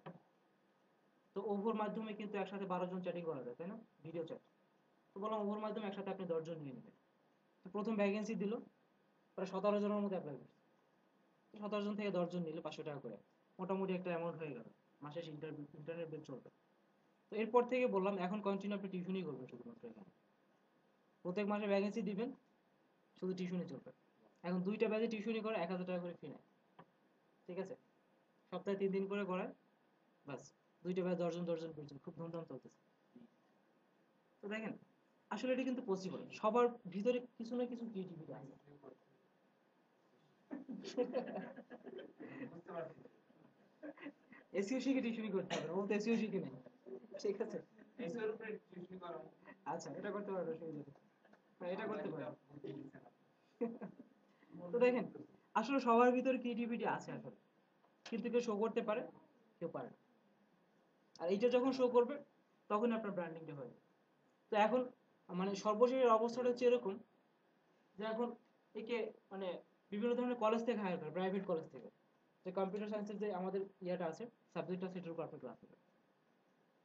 কারণ ও যা জানে, ও কিন্তু অনেক বেশি ফুটাই দিচ্ছে, আমি অনেক কিছু জানি, লেখার মাধ্যমে বুঝাইছে যে আরে পুরো এক্সপার্ট এই বিষয়ে। অথচ ওর এখন এক্সপিরিয়েন্সটা কি আসলে, ও যে জানে এটা জানাইছে, এটা সবাই দেখছে, এটাই মনে করছে ওর বিশাল এক্সপিরিয়েন্স, ঠিক আছে। আচ্ছা, তো দেখেন আমরা আসছি অনলাইন মার্কেটিং সেক্টরে, আমাদের ব্র্যান্ডিংটা কিভাবে হবে? ব্র্যান্ডিং হওয়ার জন্য অনেকগুলো ওয়ে। একটা ওয়ে হচ্ছে ক্রিকেটার হওয়া। আপনি যদি বাংলাদেশে 11 জন ক্রিকেটারের ভিতরে একজন হতে পারেন, আপনার ব্র্যান্ডিং হয়ে গেছে, বাংলাদেশে সবাই আপনাকে চিনবে। আপনার দ্বারা পসিবল এটা? পসিবল। আবার যদি আপনি সাকিব খান হতে পারেন, আপনাকে সবাই চিনবে। বা অপর বিশ্বাস হতে পারেন, সবাই চিনবে। এটা কি পসিবল? পসিবল। তো দেখেন আমার দ্বারা আসলে কি পসিবল, আমার ব্র্যান্ডিং এর জন্য কি পসিবল, আমি কি করতে পারি? ইচ্ছে করলে আমি অ্যাক্টর হতে পারি না, ইচ্ছে করলে আমি অনেক বড় গায়ক হতে পারি, ইচ্ছে করলে অনেক বড় ক্রিকেটার হতে পারি। তো আমার দ্বারা আসলে পসিবল কি ব্র্যান্ডিং এর জন্য? আমি যেহেতু অনলাইন মার্কেটিং সেক্টরে আছি, অবশ্যই এই সেক্টরে আমার ব্র্যান্ডিং করতে হবে। তো এই সেক্টরে কিভাবে ব্র্যান্ডিং করতে পারি? আপনার নাম শুনছেন হয়তো বা ডেভ স্ট্রিমের তার চৌধুরী সুমন, শুনছেন না অনেকে? হুম, অনেক ভালো মানুষ কিন্তু। আপনারা কিভাবে জানেন আমি জানি না, আমার কাছে অনেক ভালো একটা মানুষ। তো দেখেন এই তাহের চৌধুরী সুমন উঠলো কিভাবে? বাংলাদেশে যারা এই সেক্টরে আসছে তারা কিন্তু তাহের চৌধুরী সুমনকে সবাই চিনবে অনলাইন সেক্টরে, কারণ তাহের চৌধুরী সুমন শুধুমাত্র লেখালেখি করতো। এ বলো 2টা বছর আমি শুধুমাত্র লেখালেখি করছি, আর সব যত গ্রুপে কেউ কোনো বিষয় জানতে চাইলে সাথে সাথে আমি অ্যান্সার করে দিতাম। কেউ কোনো বিষয় জানতে চাই পোস্ট দিতে সাথে সাথে অ্যান্সার করতো, আর কিছু না। তো 2 বছরের ভিতরে ভালো একটা ব্র্যান্ডিং হয়ে গেল। এরপর ইনস্টিটিউট প্রতিষ্ঠান সবকিছু নিয়ে আসলো আছে। ঠিক আছে, তো আপনার দ্বারা কোনটা পসিবল?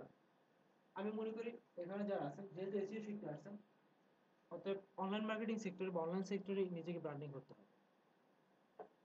ব্র্যান্ডিং করার জন্য আর্টিকেল রাইটিং আপনাদের দেখাইছে বেস্ট প্ল্যাটফর্ম।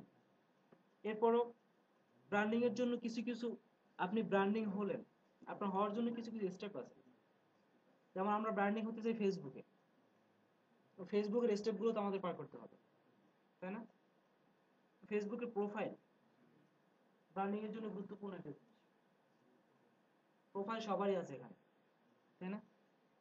এক একজনের ভ্যারাইটিস নামের, মেঘলা আকাশ, মানে যত ধরনের নাম আমার পেন্ডিং কিছু আছে, থাকলে ইয়া করলে দেখাবো। তো এই নামগুলো আসলে পড়ার মতো না, উচ্চারণ করার মতো না, আর বলার মতো না। যেমন একটা আইডির নাম হলো নীল আকাশের চাঁদনি, আছেন এরকম, দেখছেন আপনারা? হ্যাঁ, নীল আকাশের চাঁদনি, আরেকটা আইডি দেখলাম, আপনার আইডি নাম হচ্ছে আয়তক্ষেত্রহীন ঘনবস্তু। আয়তক্ষেত্রহীন ঘনবস্তু। তো দেখেন এগুলো আসলে কোন টাইপের আইডি? এখন প্রোফাইল নামটা যদি এরকম হয় যে নীল আকাশের চাঁদনি, এখন আপনাকে ফ্রেন্ড জিজ্ঞেস করো যে আপনার তোমার ফেসবুক আইডি একটু বলো তো, তখন আপনি কি বলবেন? যে নীল আকাশের চাঁদনি? তখন তো সে আকাশের দিকে তাকাই থাকবে যে দুপুরবেলা আকাশের চাঁদনি আসলো কোথেকে। আপনি তো তাকে ফেসবুক আইডি বলতেছেন, কিন্তু সে তো আকাশের চাঁদনি দেখা শুরু করবে, তাই না? এই জন্য নিজের নামটা ইউজ করবেন সবসময়। বাবা মার দেওয়ার নাম আমি মনে করি খারাপ না, সবার নামটাই বেটার, তাই না? নামটা ব্যবহার করবেন সবসময়, ফেক জিনিস ইউজ করে না, রাইট? আর ফেক জিনিস দিয়ে কখনো ব্র্যান্ডিং করা যায় না, কখনো ব্র্যান্ডিং হবে না। এরপরে আরেকটা জিনিস হচ্ছে ফেসবুকে প্রোফাইল পিকচার। প্রোফাইল পিকচার চামচিকা বা গিরগিট এই টাইপের কাজের ছবি আছে। হ্যাঁ হ্যাঁ বলো। ইউটিউবে তো অনেক টিউটোরিয়াল থাকে, ধরেন ওরা কিন্তু রিয়েল নামটা দেয় না, বাট ওটা অনেক ফেমাস থাকে। ধরেন অনেক টিউটোরিয়াল আছে না, মেকআপ টিউটোরিয়াল, ওখানে অনেকেই রিয়েল নামটা ওর দেয় না। টিউটোরিয়ালটাকে ফেমাস করা থেকে ওর আইডিটাকে ব্র্যান্ডিং করতে চাচ্ছে বেশি। ওর যে আইডিটা, ও সাবস্ক্রাইবার বাড়াতে চাচ্ছে বেশি। কারণ ভিডিওতে আপনার ওখানে ইউটিউবে আপনাকে কেউ কখনো চ্যাটিং করবে না, তাই না? ওখানে আপনার ব্র্যান্ডিংটা কি? আপনার আইডিটা। জি বাংলাতে আপনি সাবস্ক্রাইব করে রাখবেন, জি বাংলার যত আপডেট সব আপনি পাবেন, তাই না? এখন জি বাংলা কি প্রোফাইল পিকচার দিলে এটা কিন্তু আপনার জানা দরকার না আসলে, ঠিক আছে? কি কভার পিকচার দিলে এটা কিন্তু আপনার জানা দরকার না। জি বাংলা কি আপডেট দিচ্ছে এটা আপনার জানা দরকার। এটা আমি শুরুতে দেখাইছিলাম 7টা প্ল্যাটফর্ম, এক একটার জন্য এক একটা প্ল্যাটফর্ম। সোশ্যাল স্ট্রিম ডেটা এটার ভিতরে ফেসবুক, ইউটিউব। তো স্ট্রিমের ভিতরে, ভিডিওর ভিতরে কখনো প্রোফাইল পিকচার দরকার হয় না। ভালো ভালো চ্যানেল দেখবেন প্রোফাইল পিকচারে নিয়ে যাবে, আছেন এরকম অনেক চ্যানেল, হিউজ পরিমাণে সাবস্ক্রাইবার, কিন্তু ওদের কোনো প্রোফাইল পিকচার নেই। অনেক আছে, কিন্তু ফেসবুকে যদি একটা প্রোফাইল পিকচার না থাকে আর নাম যদি হয় নামহীন বস্তু, তাহলে আপনি কিভাবে বুঝবেন যে আসলে আসলে ছেলে নাকি মেয়ে? আবার প্রোফাইল পিকচার যেটা বলছিলাম যে থাকলে একটা গিরগিটি, নাম নীল আকাশের চাঁদনি, প্রোফাইল পিকচার একটা গিরগিটি, উপরে আছে একটা মনে করেন তাও চামচিকা দেওয়া আছে। তো এখন আপনি কিভাবে বুঝবেন যে এই লোকটা আসলে ছেলে নাকি মেয়ে?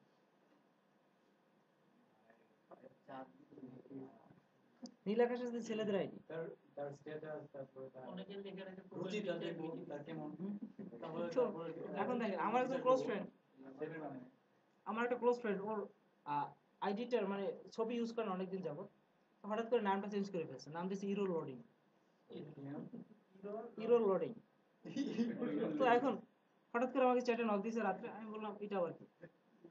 আমি বলছি, ফার্স্টে জিজ্ঞেস করছি আপনি কি লেডিস অর জেন্টস, তাহলে বললো মানে কি।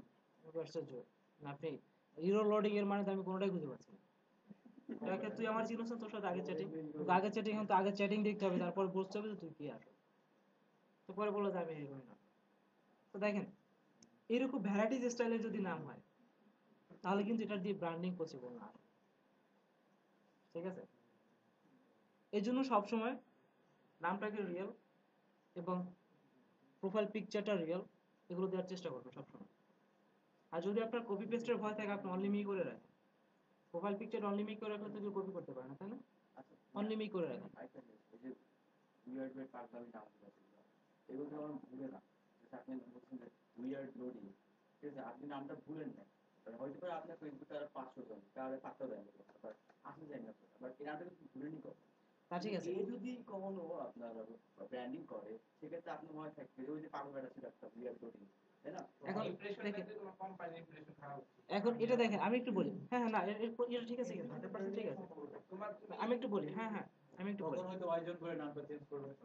এখন আয়োজন করে নামটা চেঞ্জ করবে, এখন আয়োজন করে যখন চেঞ্জ করবে, আপনি আয়োজনের সময় আপনি ছিলেন না, তখন আপনি কি করবেন?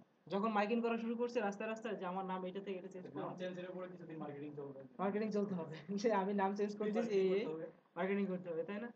তো নাম নাম থেকে আসলে ব্র্যান্ডিংটা মূলত নাম থেকেই হয়। আপনাকে একজন চিনবে, আমি ক্রিয়েটিভ আইটি মার্কেটিং করি, আমার নাম রিফাত, এক নামে চিনবে। এখন রিফাত থেকে যদি হঠাৎ ইরো লোডিং হয়ে যায়, তখন সবাই কনফিউজ হয়ে যাবে, ইরো লোডিংটা আসলে করতে পারে, এবার ক্রিয়েটিভ আইটি নতুন মার্কেটার কিনা, তাই না? কিছুদিন চললো এটা, আবার হঠাৎ করে আরেকটা চেঞ্জ করে ফেলা, তো তখন অবস্থা কি হবে? ঠিক আছে, তো এই জন্য নামটা সবসময় রিয়েল রাখার চেষ্টা করবে। আমার তো মনে হয় নাম রিয়েল রাখলে কোনো প্রবলেম হয় না, হ্যাঁ তাই না? আমি তো কোনো প্রবলেম দেখতেছি না।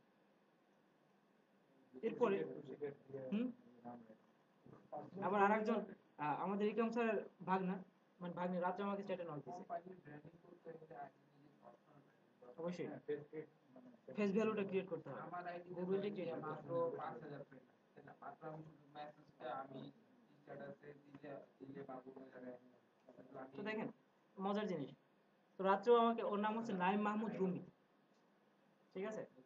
তো নাইম মাহমুদ রুমি রাত্রে আমাকে নক দিছে যে মামা একটা নতুন কম্পিউটার কিনবো, কি এই কনফিগারেশনে কত টাকা দাম পড়বে। এখন আমি ও প্রোফাইল নাম চেঞ্জ করছি, তো নাইম মাহমুদ রুমি এটাকে উল্টা লিখছে, অর্থাৎ এই অক্ষরগুলো একদম শুরু থেকে শেষে যেটা ছিল ওইটা শুরুতে, এরপর একটা একটা করে এরকম উল্টো লিখে ফেলেছে, কারণ আমি উচ্চারণ করতে পারতেছি না যে কি হয়ে গেল এটা। পরে দেখি পিছনে চ্যাটিং আছে এর সাথে, তো বললাম কে কারে, আরে ভাগ্নে, ইকরাম স্যার ভাগ্নে চিনেন না তো? আচ্ছা, তো নামের চেঞ্জ করলে কেন, ভালো লাগলো। তো দেখেন, তো এরকম আসলে এম্বারেসিং অবস্থায় পড়তে হয়।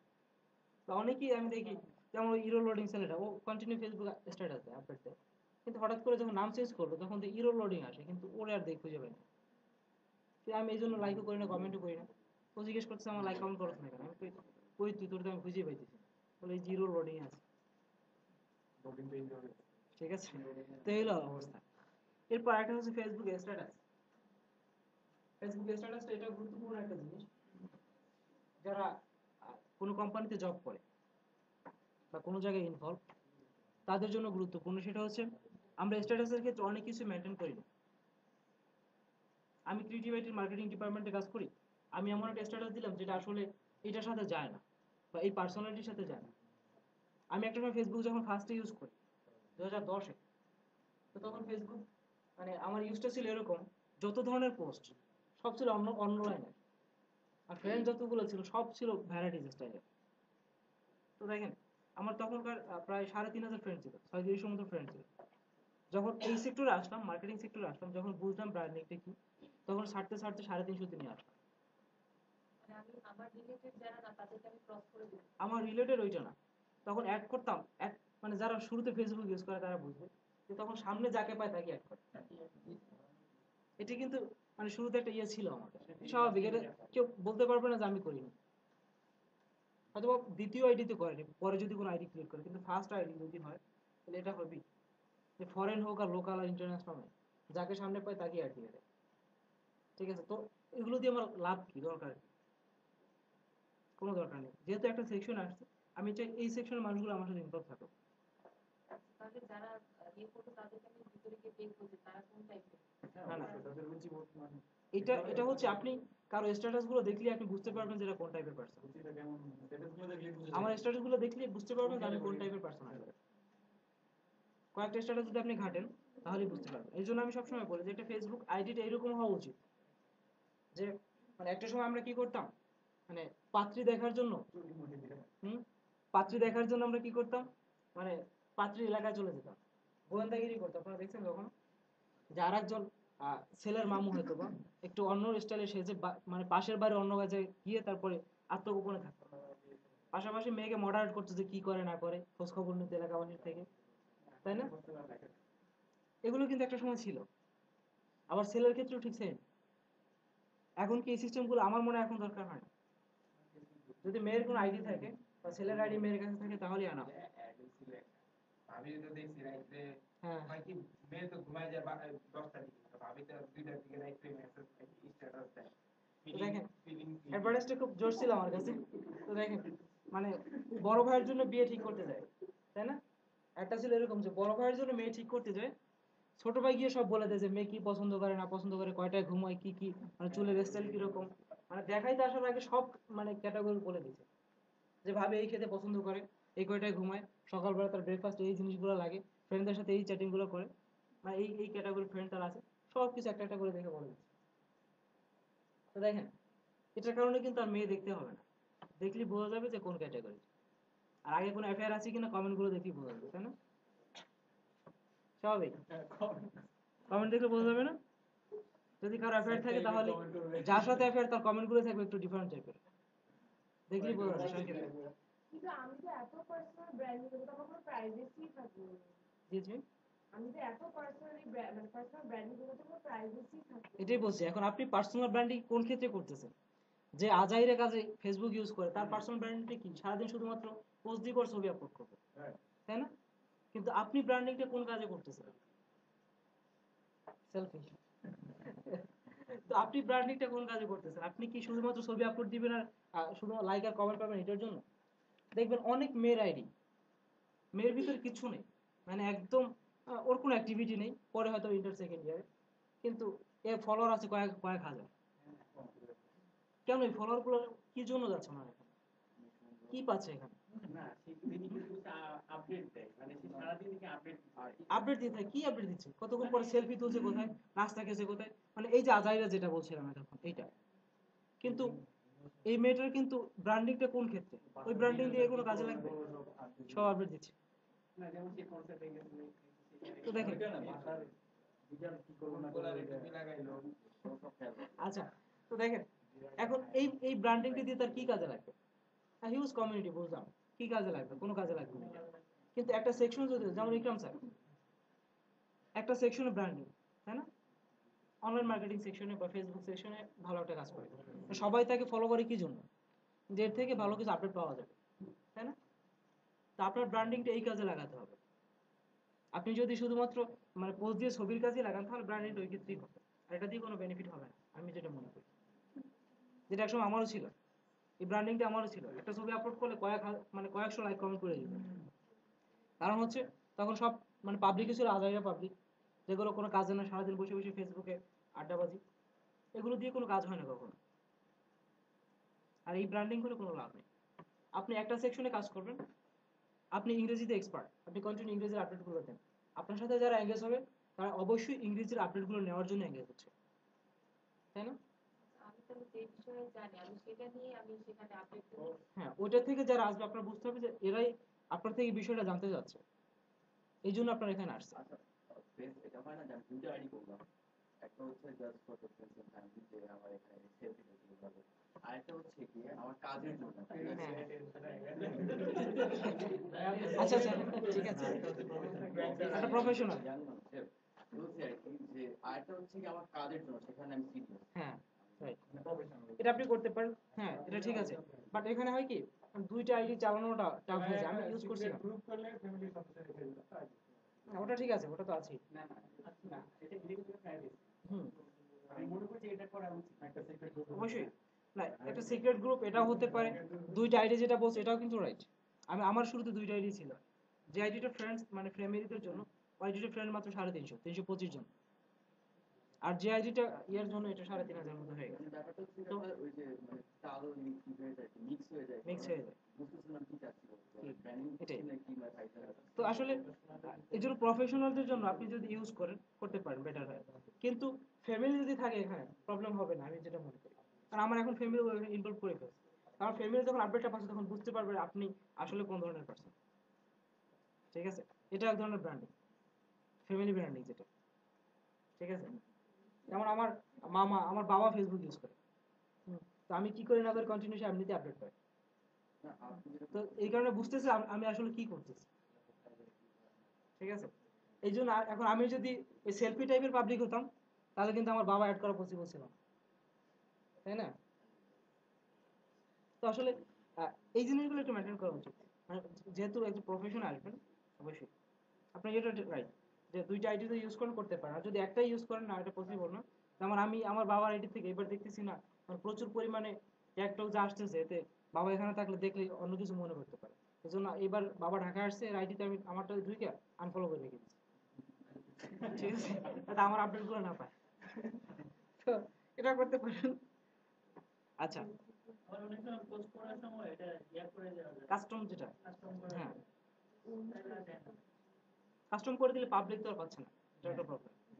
ওই যে যখন এটা এমন হয় যে যখন আমি পাবলিক করতে চাচ্ছি তাই তখন আপনি সেই একটা স্ট্যাটাসটা group করে পাবলিক নিতে করলাম, পারেন। হ্যাঁ, যেটা আমার এটা তো করা শুধুমাত্র যাচ্ছে। ক্লোজ গ্রুপের জন্য, সেটা ক্লোজ ফ্রেন্ডরা হ্যাঁ, না সেখানে কি বলা থাকে যে এক্সেপ্ট মানে এদেরকে ছাড়া আপনি পোস্ট করেন, এরকম করা যায়। হ্যাঁ এটা করা যায়, এদেরকে ছাড়া এরকম করা যায়, আবার এদেরকেই শুধু পোস্ট করা যায়। আচ্ছা, তো এরপর আসুন ফেসবুক লাইভ। লাইকের ক্ষেত্রে আমরা একটু মানে আমাদের সেনসিটিভ হওয়া দরকার। মানে যত্র পেজ, যে সমস্ত পেজ সামনে আসার সাথে সাথে আমরা লাইক দিয়ে দিই। মানে কি রকম কি আছে না আছে, 18 বছর প্লাস নাকি মাইনাস, এগুলো দেখি না আসলে। এই জিনিসগুলো একটু মেনটেন করবেন। যেহেতু আপনি একটা সেকশন আসতেছেন, একটা ব্র্যান্ডিং করতে যাচ্ছেন, আপনাকে কিন্তু এই জিনিসগুলো দেখে বুঝবে যে আপনি কোন টাইপের পারসন, তাই না? আর কিছু কিন্তু দেখতে হবে।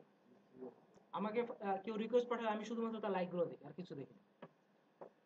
ফেসবুক প্রোফাইল এবং নামটা দেখার পরে তারপরে দেখি লাইক, কোথায় কোথায় লাইক দিছে। যদি দেখি মানে এমন এমন ক্লোজ ফ্রেন্ড আনফ্রেন্ড করতে বাধ্য হয়েছে এইসব লাইকের কারণে।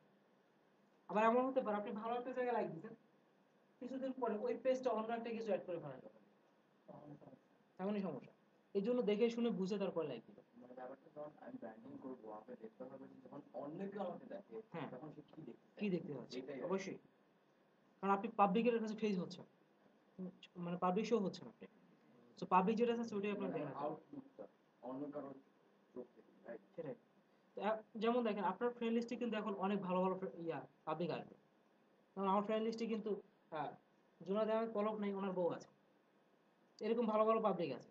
তার মিনিস্ট্রির ভিতরে কয়েকজন আছে, তারপরে পুতুলাপা উনিও আছে, এরকম ভালো ভালো কিছু পার্সন আছে এখানে। তো এখন আমি যদি এরকম কোনো পেজে লাইক দিই, সবার কাছে কিন্তু সাজেস্ট হয়ে যাবে, তখন এটা কি মনে করবো আমরা, তাই না? এই জিনিসগুলো খুব সেন্সিটিভ থাকা উচিত। আপনার আত্মীয় স্বজন থাকতে পারে ফ্রেন্ড লিস্টের ভিতরে, তো যখন দেখবে যে এই সমস্ত জায়গায় আপনি লাইক দিচ্ছেন, তখনই আপনার উপরে একটা অন্য ধারণা করা শুরু করবে। আচ্ছা, তো তাহলে আমি যে গ্রুপগুলোতে জয়েন করবো এবং পেজগুলোতে লাইক করবো, তাহলে সবসময় আমাকে সেটা মানে দেখে করবো যে অবশ্যই অবশ্যই, যেহেতু আমি সেটাই বলছি বারবার যে আপনি একটা প্রফেশন আসতেছেন, আপনি যেহেতু একটা প্রফেশন আসতেছেন, অবশ্যই আপনাকে এই জিনিসগুলো মেনটেন করতেই হবে। আর যদি না করেন সেক্ষেত্রে পাবলিক প্লেস আপনি শো হতে পারবেন। যেমন আপনি যদি আমার ফেসবুক কলের ভিতরে ঢুকে তারপর আজে বাজে পোস্ট দেখেন, বা আজে বাজে লাইক দেখেন, আজে বাজে গ্রুপে জয়েন দেখেন, তখন আপনি আমাকে কি মন্তব্য করবেন? সবসময় নিজের থেকে এটা চিন্তা করবেন যে আমি আর একজনকে দেখলে আমি কি মন্তব্য করতাম তার সম্পর্কে। শুধুমাত্র আমি খারাপ সেটা বলবেন না, আপনি বলবেন যে ক্রিয়েটিভাইজিও খারাপ। কেন? যে এরকম একটা ড্যামেজ পাবলিক নিয়ে মার্কেটিং সেকশনে বসাই দিয়েছে, বলবেন না এটা? আমার কারণে কোম্পানির কিন্তু দুর্নাম হচ্ছে, যে কোম্পানি এত লুজার, এরকম একটা পার্সন নিয়ে এখানে বসাই দিয়েছে। এই জন্য আপনার চিন্তা করতে হবে, আমার যেমন ব্র্যান্ডিং হচ্ছে, আমার কারণে আমার কোম্পানি ব্র্যান্ডিং হচ্ছে। এই জন্য বারবার কোম্পানি কোম্পানি কোম্পানি এই না বলার থেকে মানুষ কি জিনিস দিয়ে উপকৃত হবে এটা বলেন সবসময়। তাহলে মানুষ আপনাকে খুঁজে নেবে, যেহেতু আপনি উপকার করতেছেন, আপনি কি করেন এটা মানুষ খোঁজা শুরু করবে। তখনই দেখবে আপনার কোম্পানি, আপনার ব্যাকগ্রাউন্ড। ঠিক আছে, এরপরে ফেসবুক কমেন্ট। ফেসবুক কমেন্টের ক্ষেত্রে যে বিষয়গুলো, একটা সময় ছিল ফটো কমেন্ট। ফটো কমেন্ট এখন তেমন একটা ইউজ হয় না, তাই না? একটা সময় খুব মার্কেট ছিল ফটো কমেন্টের, যখন স্টার্ট হয়েছিল ফটো কমেন্টের। কি ভ্যারাইটিস স্টাইলের কমেন্ট, মোশাররফ করিম থেকে শুরু করে বারাক ওবামা পর্যন্ত, মানে সব কমেন্টের আওতায়। হুম, ভ্লাদিমির পুতিন, মানে সব মানে ফেসবুক কমেন্টের ভিতরে চলে আসছে। তো এই জিনিসগুলো কিন্তু আসলে খারাপ দেখে, তাই না? আর ফটো কমেন্ট আমি করিনি তাও না, আমি ফটো কমেন্ট করতাম, প্রচুর ফটো কমেন্ট করতাম, কিন্তু আমার কমেন্টের একটা স্টাইল ছিল। আমি সবসময় কমেন্ট করতাম হাল্ক দিয়ে, রেড হাল্ক যেটা আছে, রেড হাল্ক দিয়ে আপনি গুগল যদি সার্চ দেন, আপনি ফটো কমেন্টে যেরকম পিকচার চাচ্ছেন, যেরকম সামনে হাতে দিয়ে ধরবে, মাথায় হাত দিবে, মাথা নিচে নড়, এরকম যত ধরনের এক্সপেরিমেন্ট আছেন সবগুলো কিন্তু আপনি হালকের ভিতরে পাবেন। এবং হাল্ক বা কার্টুন যা দিয়ে আপনি সার্চ দেন সবগুলো কিন্তু এখানে পাবেন। তো আমি একটা ফটো ইউজ করতাম, শুধু হাল্ক, সব জায়গায় হাল্ক হাল্ক হাল্ক, সব যত ভ্যারাইটিস কমেন্ট দিতে আমি হালকের কমেন্ট দিয়ে মারতাম, প্রত্যেকটা কমেন্টে হাল্ক থাকতো। তো সবাই একটা পর্যায়ে, আর আমার ফ্রেন্ডদের ফ্রেন্ড যারা ছিল ওদের ওখানে কমেন্ট করলে আমাকে চিনতো না, যে রিফাত, এটা কোন রিফাত, ওই যে হালকের কমেন্ট করে রিফাত, এক নামে চিনে সবাই। তো এটা এক ধরনের ব্র্যান্ডিং, তাই না? তো ভ্যারাইটিস কমেন্ট যখন হয় তখন আসলে ব্র্যান্ডিংটা হয়। আর কমেন্টের ক্ষেত্রে সবসময় মানে পাবলিক রেস্ট্রিকশন, যেটা কমেন্টটা তো সবাই দেখে, এটা মাথায় রাখতে হবে। আচ্ছা, এরপর আসে ফেসবুক চ্যাটিং। ফেসবুক চ্যাটিং, এখানে চ্যাটিং তো সবাই করে নাকি? চ্যাটিং করে না কেউ আছেন? সবাই চ্যাটিং করে। তো চ্যাটিং করে সবাই, কিন্তু কিছু কিছু জিনিস খুব খারাপ লাগে এখানে। আমার মনে হয় সব থেকে বেশি ফেস করতেছে সামনের দুই ভাইয়া, আমি মোটামুটি ফেস করি, কম না। তো যেই প্রবলেমগুলো বেশি, আপনারা দুজন একমত হবেন আমি শিওর, যে আপনাকে মনে করেন একজন ওডেসে একটা প্রবলেম করছে, আপনাকে নক দিল যে ভাই আমি ওডেসকে এই প্রবলেম ফেস করতেছি, আপনি একটু সমাধান করে দেন। নকটাকে এরকম দেয়, ফার্স্টে কি লাগে, হ্যালো, তারপর কি ভাই কেমন আছেন, আপনি লিখলেন কি ভালো আছেন আপনি, তারপর সেই অ্যান্সার দিবি হ্যাঁ ভালো আছে, তাই না? কিন্তু সে কি করে, অ্যান্সারের সাথে সাথে ওডেসকে যত প্রবলেম সব কপি করে এখানে পেস্ট করে দিয়ে দেয়। দেখছেন এটা, এই প্রবলেম দেখছেন আপনারা? এখনো চলতেছে। তো দেখেন, এখন আপনি যখন একজন আপনাকে একটা প্রবলেম লিখতেছে, প্রবলেমটা যদি একটা আর্টিকেল হয়ে যায়, তখন আপনি কি এটা উত্তর দিতে পারবেন? এটা কি পসিবল? টাইম আছে কিনা সেটাও তো জানা দরকার, যে ভাই আপনার সময় আছে কিনা, আমি একটা প্রবলেম পড়ছি এই কাজের ব্যাপারে, বুঝতেছি না ক্লায়েন্ট কি বলছে, এটা হতে পারে না। এখন বুঝতেছি না বললে কতটুকু বুঝতেছে না, হয়তো এমন হতে পারে মাঝখানে দূরে ফেরে বুঝতেছে না, বা কিছু কিছু রেস্ট্রিকশন বুঝতেছে না। কিন্তু ব্যাপারটা যদি এরকম হয় যে উনি টোটালটাই কিছু বুঝতেছে না, তাহলে উনি মানে কি কাজে বিট করছে, কি কাজ করতে যাচ্ছে, কিছুই বুঝতেছে না ক্লায়েন্ট। এখন এইটার সলিউশন যদি আপনি করে দেন, যে এটা আপনি এইভাবে এইভাবে করবেন, তাহলে দেখবেন কাজটা আপনাকে দিয়ে দেবে, তো ঠিক আছে আপনি করে দেন, এটা বলেন না, তবে আপনি তো বুঝতেছেন, আপনি একটু করে দেন। এগুলো কিন্তু হয় স্বাভাবিক। আমার মনে হয় যারা এই সেকশন আছেন তারা এই প্রবলেমগুলো ফেস করছে, বিশেষ করে সামনে ডিসিশনেরা ভালো জানা আমার থেকে। এটা কিন্তু হয় কন্টিনিউ। চ্যাটিং এর ক্ষেত্রে এই জিনিসগুলো কখনো করবেন না। আপনি যদি কাউকে নক দেন, সেটা এরকম মানে অ্যান্সার প্রশ্ন করবেন না, আর আপনাকে কেউ নক দিলে সেটাও সুন্দরভাবে এরকম করে মানে বোঝানোর চেষ্টা করবেন। ঠিক আছে, একটা চ্যাটিং জিজ্ঞেস করো আপনি কেমন আছেন, বাসার সবাই কেমন আছে, কি করতেছেন, লেখাপড়ার কথা সব লিখে দিয়ে দিল একটা আর্টিকেল। আমি অ্যান্সার দিতে দিতে সে আরেকটা আর্টিকেল বানাই দিল। এখন আমি আমার মতো চলতেছি, সে তার মতো চলতেছে, ব্যাপারটা এরকম হয়ে যায় না? আবার আমি এখন যেটা করি, এরকম আর্টিকেল যারা দেয় এদেরকে আমি কখনো ইয়ে করি অ্যান্সার দিই না, শুধু একটা মুসকি হাসি চিহ্ন দিয়ে অ্যান্সার উঠে দিই ওই পর্যন্তই। পরে বলো ভাই অ্যান্সার দিলেন না, তখন আবার একটা মুসকি হাসি দিয়ে দিই, এতটুকু, এর বেশি অ্যান্সার দিতে পারি। অ্যান্সার যখন আপনি কয়েকবার দিবেন না, তখন দেখবেন ফেসবুকে আবার একটা স্ট্যাটাস দিবে যে এই ভাইকে জিজ্ঞেস করছিলাম অ্যান্সার দেন। তো দেখেন, এখন বিজে লেখে বলবেন আপনি ফ্রি কখন, তখন আবার আরেকটা আর্টিকেল শুরু হয়ে যাবে, তখন কি করবেন? তো দেখেন এই জিনিসগুলো, একজন বলতেছে মানে ওনার ফেসবুক মানে ইয়াহু জিমেইল আইডি ব্লক হয়ে গেছে, কি জিমেইল থেকে একটা মেসেজ দিয়েছি, কি মেসেজ দিয়েছে ওইটা টোটালি আমার কপি করে দিয়েছে, বলছে আপনার আইডিটা ওপেন হবে না, আপনি নতুন একটা আইডি ক্রিয়েট করেন, বলছে ভাই আপনি এটা ক্রিয়েট করে দিন। তো দেখেন আমি বলছি ভাই এখন অফিসে আছি, ব্যস্ত আছি। বলে ভাই আপনি যখন ফ্রি হবেন তখন করে দিন, আমার নাম এইটা, মোবাইল নাম্বার এটা, দিয়ে দিছি। তো দেখেন প্রবলেমগুলো আসলে কিরকম। আর এই যে যখন অ্যান্সার আমরা দিই না, তখনই বলে যে মার্কেটে দেখা, ঠিক না? এই জন্য এরকম চ্যাটিং গুলো সবসময় অ্যাভয়েড করবেন, আপনিও করবেন না। আর আপনার সাথে কেউ করুক সেটা আপনি তখন অ্যান্সার দিবেন, কিন্তু লজিক্যাল অ্যান্সার দিবেন। দেখেন আপনি যেটা বলছেন এত বড় চ্যাটিং, আমার আমার মানে 14 গোষ্ঠীর পক্ষে এটা বোঝা বলছি পারো। আর এটা এত পড়া টাইম আমার নাই। অতএব আপনি সুন্দর করে কতটুকু বোঝেন ওইটা আমাকে দেন, আমি আপনাকে বলছি। এরপরে ওইটা পরে যদি আমি না বুঝি, আমার যদি দরকার হয় পুরোটা আমার দরকার, তাহলে আপনি আমাকে দিবেন, তাই না? আচ্ছা, এরপর আসি ফেসবুক গ্রুপটা নিয়ে একটু। গ্রুপটা সম্পর্কে একটু পরে কথা বলি। সোশ্যাল মিডিয়া কিছু প্ল্যাটফর্ম দেখেন। আচ্ছা, এটার উপরে খুব দ্রুত একটা আর্টিকেল পাচ্ছেন, হয়তো বা কালকে বা পরশু একটা আর্টিকেল পেয়ে যাবেন। কি কি প্ল্যাটফর্ম আছে? পিপল পারপাস, তারপরে আছে পারফর্ম প্ল্যান পলিসি, তারপর produce content, presentation, performance measurement, অর্থাৎ 8টা স্টেপ। আচ্ছা, এরপর আসেন ফেসবুক পেজ অ্যান্ড গ্রুপ, যেটা নিয়ে আপনি ফেসবুক মার্কেটিং করবেন, গুরুত্বপূর্ণ যেগুলো পেজ এবং গ্রুপ। আপনাদের এখানে পেজ আছে কার কার? পেজ চালান ফেসবুকে, ফাইন। আর গ্রুপ, ফাইন। তো পেজ এবং গ্রুপ এই দুটোর ভিতরে বেস্ট কোনটা? গ্রুপ। গ্রুপ সবার কাছে গ্রুপ। হ্যাঁ, আমার কাছে মনে হয় হুম, না, পেজ হচ্ছে যে আমি কোনো কিছু ব্র্যান্ডিং করতেছি তখন পেজটা বেটার। আচ্ছা আচ্ছা, না, আমরা বলতেছি মার্কেটিংটার জন্য ডিসকাস করার জন্য বেস্ট। দুটোই দরকার। দুইটাই দরকার, কিন্তু এই দুইটার ভিতরে বেস্ট কোনটা? দুইটা মাস্ট দরকার, দুইটা বাইরে যাওয়াই যাবে না। গ্রুপটা গ্রুপটা হচ্ছে সংস্করণ দরকার। হুম, সংস্করণ দরকার। আপনি গ্রুপ ছাড়া অনেক কিছু করতে পারবেন না, আপনি পেজ ছাড়া অনেক কিছু করতে পারবেন পেজ ছাড়া আমি অনেক কিছু করতে পারবো। আমার কোনো পেজ নেই, আমার যতগুলো পেজ সর্বোচ্চ লাইক 200, 250, 300 এরকম। গ্রুপটা বেশি কাজে লাগে। কিন্তু আমার ফেসবুক গ্রুপ বেশি, আমার সব মিলে 207টা গ্রুপ, মানে নিচে অ্যাডমিন যেগুলো। আপনি ঠিক আছে, এতগুলো গ্রুপে কিভাবে মেনটেন করেন? আচ্ছা আমি গ্রুপগুলো, আমি একটু বলছি, গ্রুপের ব্যাপারে আসতেছি একটু পরে। গ্রুপগুলো কিভাবে মেনটেন করে সব দেখাবো, কারণ গ্রুপ মেনটেন করা সব থেকে সহজ, পেজ মেনটেন করা সব থেকে কঠিন, তাই না? যেমন আপনি কোরবানির ছুটিতে বাড়িতে গেলেন, 10 দিনের ছুটি নিয়ে গেলেন, আপনার পেজে কিন্তু আপনি ছাড়া কেউ পোস্ট দিতে পারবে না, তাই না?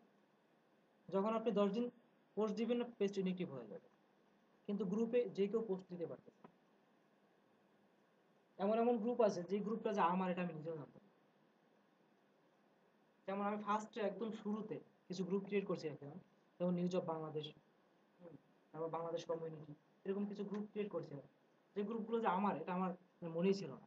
পাবলিক গ্রুপ ছিল, মানে কেউ রিকোয়েস্ট পাঠাইলে যে কেউ অ্যাকসেপ্ট করতে পারতো, যে কাউকে কেউ অ্যাকসেপ্ট করতে পারতো, পোস্ট যে কেউ করতে পারতো, এরকম ছিল। তো একদিন হঠাৎ করে ক্রিয়েটিভ আইটিতে বসে যখন মার্কেটিং করতে গেলাম, তখন একটা গ্রুপে ঢুকলাম, ঢুকার পর দেখি প্রচুর অ্যাডাল্ট পোস্ট। তখন আমি ভাবছি যে ইয়া করবো, অ্যাডমিনকে রিপোর্ট করবো। তো অ্যাডমিনকে রিপোর্ট করতে গিয়ে দেখি যে ডিলিট পোস্ট অপশন চলে আসছে। আমি ভাবলাম মানে কি, ও ঢুকে যে অ্যাডমিন আমি, ঠিক আছে। মেম্বার 35,300 ওই সময় দেখছিলাম। হুম, আমার আমার সব মানে ইয়া করা, অর্থাৎ 25,300 মেম্বার। তা আমার হচ্ছে ইয়া করা, অর্থাৎ এই মানে সবগুলোর ইয়ে অফ করা, নোটিফিকেশন অফ করা, কোনো নোটিফিকেশন আসে না, ঠিক আছে। তো দেখি যে নিজেই সব ইয়ে করতে পারি, পরে সব বসে বসে এটা মুছলাম, বসে বসে রেজিস্ট্রেশন করে দিয়ে আবার ওটা শুরু করলাম। তো দেখেন আমি কিন্তু কখনো কিছু করি না, অথচ মানে প্রত্যেক 4 মিনিট 5 মিনিট পর পর পোস্ট করতেছে, ঠিক আছে, অলওয়েজ অ্যাক্টিভ থাকবে। কিন্তু পেজটা আসলে এরকম, এই পেজে যারা যারা আছে তারা তারাই এরাই কাজ করতেছে। কারণ আপনি মার্কেটিং করবেন আপনার কাজের জন্য, আপনি আমার আমার গ্রুপে এসে মার্কেটিং করতেছেন আপনার কাজের জন্য, আপনার কাজ আপনার হয়ে যাচ্ছে, পাশাপাশি আমার গ্রুপে অ্যাক্টিভ আচ্ছা হয়ে আপনি যাচ্ছে। যে করে ফেলে রাখছেন এটা আপনি কখনো দেখেন তাহলে এখান থেকে আপনার বেনিফিট। আচ্ছা, বেনিফিট এখন হচ্ছে, তাই একটা সময় করে রাখছিলাম, তখন মানে মাথার ভিতরে মার্কেটিং কি জিনিস এই প্ল্যানই ছিল না। তখন ওই যে বললাম সারাক্ষণ আড্ডাবাজি, দুষ্টামি ফাইজলামি এগুলো করতাম। তো তখন করে রাখছিলাম, এইটা এখন কাজে লাগতেছে। কি কাজে লাগতেছে দেখেন, এখন টিটিভাইটির পোস্ট যে কোনো মুহূর্তে দিয়ে আমি পিন পোস্ট করে রাখি, তাই না? সবাই এটা দেখে ফেলে। কারণ ওটার ভিতরে অনেক পার্সন এঙ্গেজ আছে, ওটার মধ্যে এক তাই না? লাখ মেম্বার আছে, এক লাখ আচ্ছা, গ্রুপ ওইখানে রেজলিউশন নিতে পারে। ওইখানে যে আপনি বললেন যে কোনো ইয়ে করেনি, যে যার ইচ্ছা সেই অ্যাড হয়েছে, এখন ওইখানে যে আপনি যেটা চাচ্ছেন যে যাকে টার্গেট করে সে কি ওখানে আছে কিনা সেটা তো দেখেন জানি না। আমার গ্রুপটা কি রিলেটেড, গ্রুপটা আছে নিউজ অফ বাংলাদেশ। এখন এখানে কারা আসবে? যারা নিউজ যারা নিউজ লাভার বা নিউজ জানতে চায় তারাই তো আসবে নাকি? আমি সেটাই বলছিলাম যে আপনি কোন জায়গায় জয়েন করতেছেন এটা তো আপনি না দেখে জয়েন করতেছেন না, তাই না? তো কিছু স্পামার আছে যারা যে কোনো গ্রুপের ভিতরে ঢুকে অ্যাডাল পোস্ট শুরু করে দেয়। স্পামার তো বেশি না, অল্প কিছু, তাই না? তো স্পামারদের জন্য আসলে গ্রুপ রেস্ট্রিকশনটা, কিন্তু গ্রুপ আপনার ঠিক অ্যাক্টিভ থাকতেছে, ঠিক আছে? তো দেখেন নিউজ রিলেটেড পার্সন এখানে যখন আসছে তখন আমি যে কোনো ধরনের নিউজ এখান থেকে আমি মার্কেটিং করে নিচ্ছি, যে কোনো ধরনের সার্ভিস তাও এখান থেকে উঠিয়ে নিচ্ছি। আবার একটা মানুষের যে শুধুমাত্র নিউজ দরকার এটা না, কিন্তু যে বেড়ে নিউজ পড়ে তার কিন্তু গায়ে টি শার্টও দরকার, তাই না? তার কিন্তু মুজোও দরকার, তার কিন্তু জুতোও দরকার, তার খাওয়া দরকার, সবকিছুই তার দরকার। তার মানে এখান থেকে আস্তে আস্তে আমি ডিভাইড করে নিয়ে যাচ্ছি, ঠিক আছে? আচ্ছা, যেমন দেখেন যে আমি ইয়া করলাম যে বাংলা রেসিপি, রেসিপি রিলেটেড কারা কারা আছেন এখানে, বা রেসিপি পছন্দ করে, রেসিপি বানান এরকম যারা আছেন তারা এই গ্রুপে জয়েন করতে পারে। এটা দিয়ে গ্রুপ ক্রিয়েট করে পিন পোস্ট করে রাখলাম, দেখলাম প্রচুর ওখানে আবার ইয়ে ওখান শুরু থেকে করলো, আবার ডিভাইড হয়ে যাবে। ডিভাইড হয়ে যাচ্ছে। তখন আমি মানুষকে আলাদা আলাদা করলাম। যেমন বাংলাদেশ কমিউনিটি ৭৮,০০০ মেম্বার আছে এটার ভিতরে, আমি ওটা কি করলাম, বাংলাদেশ কমিউনিটির ভিতরে কি ওখানে সব ধরনের পার্সন ওখানে আছে, ভ্যারাইটিস স্টাইলে, অর্থাৎ কোনো টার্গেট পার্সন নেই, তাই না? তো ওখান থেকে আমি ডিভাইড করা শুরু করলাম, যে একটা গ্রুপ করলাম টেক বাংলাদেশ, এই রিলেটেড কারা কারা আছেন টেকনোলজি রিলেটেড তারা এখানে আসে। আস্তে আস্তে ওখানে ডিভাইড করে নিয়ে গেলাম। এরপর আবার দিলাম রেসিপি রিলেটেড কারা কারা আছেন এখানে আসেন, ভিডিও রিলেটেড কারা কারা আছেন এখানে আসেন। আস্তে আস্তে দিয়ে ওখান থেকে ডিভাইড করা শুরু করলাম। দেন ওই গ্রুপগুলো আবার অ্যাক্টিভ হওয়া শুরু করলাম আলাদা করে। তখন আপনার যে প্রোডাক্ট আপনি সেই গ্রুপে আবার হ্যাঁ, পোস্ট করবেন। আচ্ছা, পোস্ট আপনি করতে পারতেছি। গ্রুপে আপনি গ্রুপ করলেন তাহলে আপনি আমি কেউ কি বুঝতে পারবে আপনি যখন পোস্ট করবেন তখন কি আমি বুঝতে পারবো যে এটা আপনার গ্রুপ? এটা বুঝতে পারবেন না। আপনি যদি অ্যাডমিনে যা দেখেন পিন পোস্ট করে রাখেন, পিন পোস্ট যদি থাকে, ওইটা বলতে পিন পোস্টও বোঝা যায় না। যেমন আমার ইন্টারন্যাশনাল যতগুলো গ্রুপ আমি কখন পিন পোস্ট করি মানে না। আমি নতুন একজন কেউ একটা গ্রুপে অ্যাড হলাম, এখন আপনি ধরেন আপনার একটা আপনি সবার কাছে ফ্যামিলিয়ার, আমার কাছে ফ্যামিলিয়ার না, এখন আপনি একটা প্রোডাক্ট ইয়ে করলেন, আমি তো আর বুঝবো না যে আসলে এটা কিভাবে ভালো কি খারাপ সেটা। বুঝতে পারি না আমি। অর্থাৎ প্রোডাক্টটা ভালো কি খারাপ এটা? হ্যাঁ, আচ্ছা, আমি তো প্রোডাক্টটা তো আপনাকে আমি তো চিনি না এখানে, যে আচ্ছা আপনি আমার আসলে এটার অ্যাডমিন নাকি আপনি এটা তো আপনার জানা দরকার নেই। আপনি দেখতেছেন গ্রুপটা কি রিলেটেড, আপনার প্রোডাক্টটা কি রিলেটেড, এখানে অ্যাডমিন কি আছে না আছে এটা এটা আপনি দেখবেন পরে, যখন যদি আহ, অর্থাৎ অ্যাডমিন পোস্টটা রিমুভ করে দেয় তখন আপনি দেখবেন যে অ্যাডমিনটা কি, তাই না? এর আগে তো আপনার অ্যাডমিন লাগতেছে না, আর আমরা যত গ্রুপে কাজ করি সব গ্রুপে অ্যাডমিন কি আমরা জানি না কিন্তু, তাই না? হ্যাঁ, আপনি যেমন বলছেন নিজে একটা গ্রুপ ক্রিয়েট করতে যেমন হ্যাঁ। আপনি পোস্ট করলে মানুষ দেখবে, তো এরকম তো অনেক গ্রুপ অলরেডি স্ট্যাবলিশ আছে। আছে। ওখানে গিয়ে যদি আমি আমার গ্রুপে লিঙ্ক দিয়ে আসি যে এরকম রিলেটেড একটা গ্রুপ, এখানেও আপনার আসতে পারেন, এটা তো এক প্রকার মার্কেটিং, রাইট? মার্কেটিং আমি জাস্ট কনভার্ট করে আমারটাই নিয়ে আসছি। নিয়ে আসতেছে। এখন এইটা অনেকেই সুযোগটা দেয় না, অনেক ক্লোজ গ্রুপে বা অনেক ভালো ভালো গ্রুপগুলোতে দেয় না, কিন্তু পাবলিক গ্রুপ যেগুলো আছে এগুলোতে এখনো করতে পারবে। এই জন্য বলি যারা এখন মার্কেটিং সেকশনে আসে আগামী 1 বছরের ভিতরে পজিশন গরম করতে না পারবে তারা 1 বছর পরে এসে আর কিছু করতে পারবে না। ঠিক আছে? যেমন অনেক গ্রুপ, একটা সময় আমি একটা গ্রুপ ইয়ে ছিল, অর্থাৎ এটা হচ্ছে ফিলিপাইন ভিত্তিক একটা গ্রুপ, অ্যাফিলিয়েট টাইপের। এই গ্রুপটার মেম্বার প্রায় 17-18 হাজার মতো মেম্বার হয়ে গেছে। পাবলিক ছিল, হঠাৎ করে গ্রুপটা একদম সিক্রেট গ্রুপ করে দিয়েছে। তো দেখেন সিক্রেট গ্রুপ করে এখন নিজের ওখান থেকে কমিউনিটি করতেছে, প্রোডাক্ট সেল ওখান থেকে হচ্ছে, সবকিছু ওখান থেকে করতেছে, তাই না? তো এখন দেখেন এই গ্রুপে কিন্তু আপনি আর জয়েন করতে পারবেন না, ঠিক আছে? এই গ্রুপে আপনি আর জয়েন করতে পারবেন না। এখন এই জন্য বলি এইটার ভিতরে অর্থাৎ যতগুলো গ্রুপ হচ্ছে এইগুলো ক্লোজ করা বা সিক্রেট করা, এর ভিতরে যদি আপনি কমিউনিটি বিল্ড আপ করতে পারেন আপনি হিট। আগামী 1 বছর পর আপনি ধুমধাম বিজনেস করতে পারবেন। মানে আপনি বলতে চাচ্ছেন যে গ্রুপ করে ফেলা রাখবো, করে রাখবো, মানুষ এমনি অ্যাড হবে। করে রাখলে আপনি আসবে, আপনার কিছু করা লাগবে না। আর যদি কাজ করেন তাহলে তো কোনো কথাই নেই। হুম, মানে শুধু কেন আসবে? আচ্ছা, আপনার কাছে তো আসবে না, আপনার কাছে মানুষ আসতেছে না তো। হ্যাঁ, আমি আমি নিজে করলাম সেখানেও তো আমি কাজ করতে পারতেছি, আমি আরেকজনের গ্রুপে হ্যাঁ, অ্যাড হলাম সেখানেও তো আমি সেম হ্যাঁ কাজ সেম করতে কাজই পারছি, করতে তাহলে পারতেছেন। আমার কি করার দরকার আছে গ্রুপটা? এখন আপনার করার দরকার আছে এই জন্য, যেমন জেনেসিস ব্লগ, আমরা তো টেকনিউসে পরিচিত হই, তাই না? তো জেনেসিস ব্লগটা আমাদের কেন দরকার? হয়তো বা টেকনিউসের যিনি অ্যাডমিন আছেন কয়েকদিন পর চিন্তা করলাম আমি বাইরে থেকে কোনো পোস্ট দিয়ে দিব না, বা আমি এটাকে এখন টেকনোলজি আছে, আমি অন্য জায়গায় কনভার্ট করি নিব। উনি যে কোনো সময় যে কোনো ডিসিশন করতেই পারে, কিন্তু আপনার যদি একটা নিজের কিছু থাকে তাহলে এটা কিন্তু টোটালি আপনার। কন্ট্রোল আমার ডমিনেট করার ডমিনেট powerটা অর্থাৎ নিজে থেকে। মডারেশন করার পাওয়ারটা আপনার কাছে আছে, তাই না? তাহলে এখন আপনি এটা আপনার একটা অ্যাসেট। আপনার এতগুলা তো আপনি সবসময় তো সবগুলাতে দেখেন না, তাহলে আপনি এখানে তো আপনার আমি সেটাই বলছি যে সবগুলো তো আমার দেখার দরকার হয় না, ওগুলো তো এমনি এমনি চলতেছে। আমি সেটাই বলছি, আপনি আপনার মার্কেটিং এর ক্ষেত্রে আপনি আমার গ্রুপে পোস্ট দিতেছেন, কিন্তু গ্রুপটা যে আমার এটা আপনি জানতেছেন না, তাই না? তো আপনি পোস্ট দিতেছেন, তার মানে আমার গ্রুপটা অ্যাক্টিভ হয়ে যাচ্ছে, ওখানে কমেন্ট করতেছে, গ্রুপ অ্যাক্টিভ হয়ে যাচ্ছে। আবার কেউ কেউ গ্রুপের ভিতরে ক্যাম্পেইন করতেছে, গ্রুপ অ্যাক্টিভ হয়ে যাচ্ছে। ঠিক আছে? সো আমি কে বা আমি অ্যাডমিন কিনা এটা তো আপনার জানা দরকার না। কিন্তু আমার যখন কোনো কাজ করা দরকার তখন আমি গ্রুপে থেকে উঠে নিচ্ছি। কভার ফটো সেল করে, এটা দেখছেন? আমি একটা গুগল কভার ফটো সেল করছি। অ্যাডভার্টাইজ অন ফেসবুক, আমার একটা ইয়ে আছে ৭৮,০০০ মেম্বার, ওইটা কভার ফটো সেল করে দিচ্ছি। কভার ফটো যেটা, কভার ফটোটা সেল করা যায়, পিন পোস্ট সেল করা যায়। দেখেন মার্কেটিংটা কিরকম আসছে, আপনি মানে সহজ হিসেবে চিন্তা করেন। যেমন কমজগৎ একটা পত্রিকা, তাই না? কমজগৎ পত্রিকা এক মাসে কতগুলো পত্রিকা ছাপায়, মাসিক পত্রিকা? হুম, না মানে এক মাসে কয়টা পত্রিকা সাপ্লাই করে? ৫,০০০, ১০,০০০, ১০,০০০ ধরে। তো ১০,০০০ পত্রিকায় এরা প্রত্যেক মাসে সাপ্লাই করে। এই ১০,০০০ পত্রিকা সাপ্লাইয়ের জন্য আপনি যখন একটা অ্যাড দিতে যাবেন, ওখানে আপনার থেকে কত টাকা নেবে? প্রথম রঙিন পেজ অ্যাড দিতে কত টাকা নেয়, আইডিয়া আছে কারণ? প্রথম পেজ রঙিন কত টাকা নেয়? আমাদের একটা চার্ট দিয়ে গেছিল, প্রত্যেকটা কোম্পানি থেকে আমাদের চার্ট দিয়ে গেছে এখানে। হুম, ওরা কলাম ইঞ্চি হিসাবে নেয় পেপারে, তাই না? মাসিক পত্রিকাগুলো হচ্ছে, পত্রিকাগুলো এরকম ঠিক সেম ভাবে। তো প্রথম পেজে যে অ্যাডটা, এই অ্যাড বাবদ ওদের পেমেন্ট হচ্ছে ৩৫,০০০ টাকা। দ্বিতীয় পেজে যেটা, এটা ৩০,০০০ টাকা। মাঝখানের যত সাদা কালো অ্যাড সবগুলো ২০,০০০ টাকা। অবশ্যই এটা আমিও কি করবো, যখন আমার গ্রুপটা পপুলার হতে হবে, যে তুমি যদি ৩ বছর দাও আমার গ্রুপে, হ্যাঁ, তাহলে তুমি আমাকে কি দাও? অবশ্যই সে ভিজিটর পাস হিউজ পরিমাণে। টাকা কি বিকাশ? তো দেখেন, এরপরে আমি একটু বলি, এরপরে আপনি যখন এই গ্রুপটার মাধ্যমে দেখতেছেন, আপনার গ্রুপে যদি ৭০,০০০ মেম্বার থাকে, তো ৭০,০০০ মেম্বার থেকে কতগুলো মেম্বার অ্যাক্টিভ থাকতে পারে? হুম,